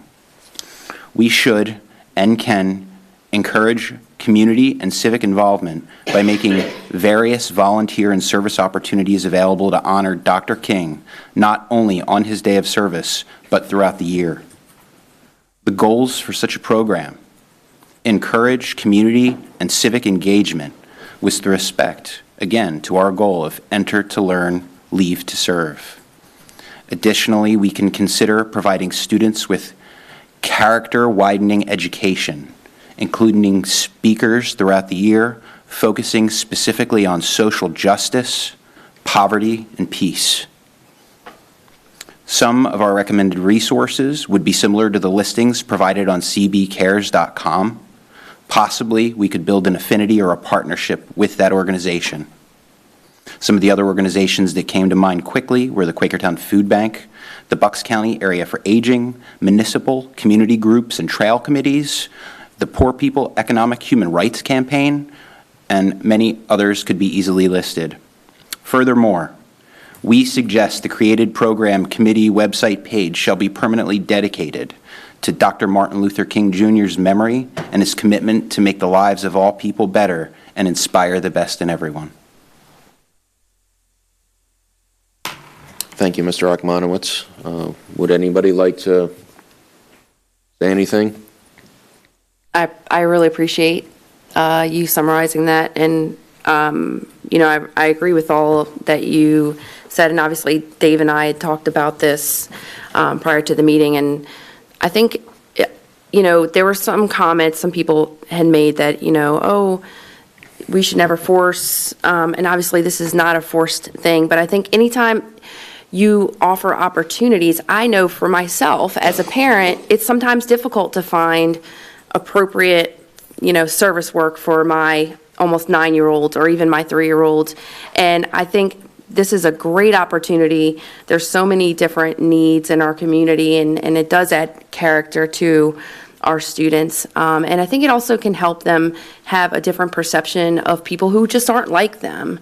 And I think that's part of the challenge that we face being in, let's just keep it real, predominantly white neighborhood, community, and not, but outside of even just race, people come from different economic circumstances. Some people are able, some people are not. So I think just having some type of organized platform that we can invite others to serve, specifically our kids, would be just really amazing for our community. There was an email that came from an individual, Dr. Harner. We spoke about it very briefly yesterday. We have a parent who volunteered to come in and help us organize, and I don't know, do I have an appointment with her yet? She didn't call back. She didn't call back, okay. But we'll build a program with board support and website. I remember seeing that email, and that's a great idea. I think that's a great idea. Okay. Thank you for your support, everyone. And thanks for listening. Which brings us to our last public comment, and I believe we have some more people that were waiting to make some comments. Mr. Orloff?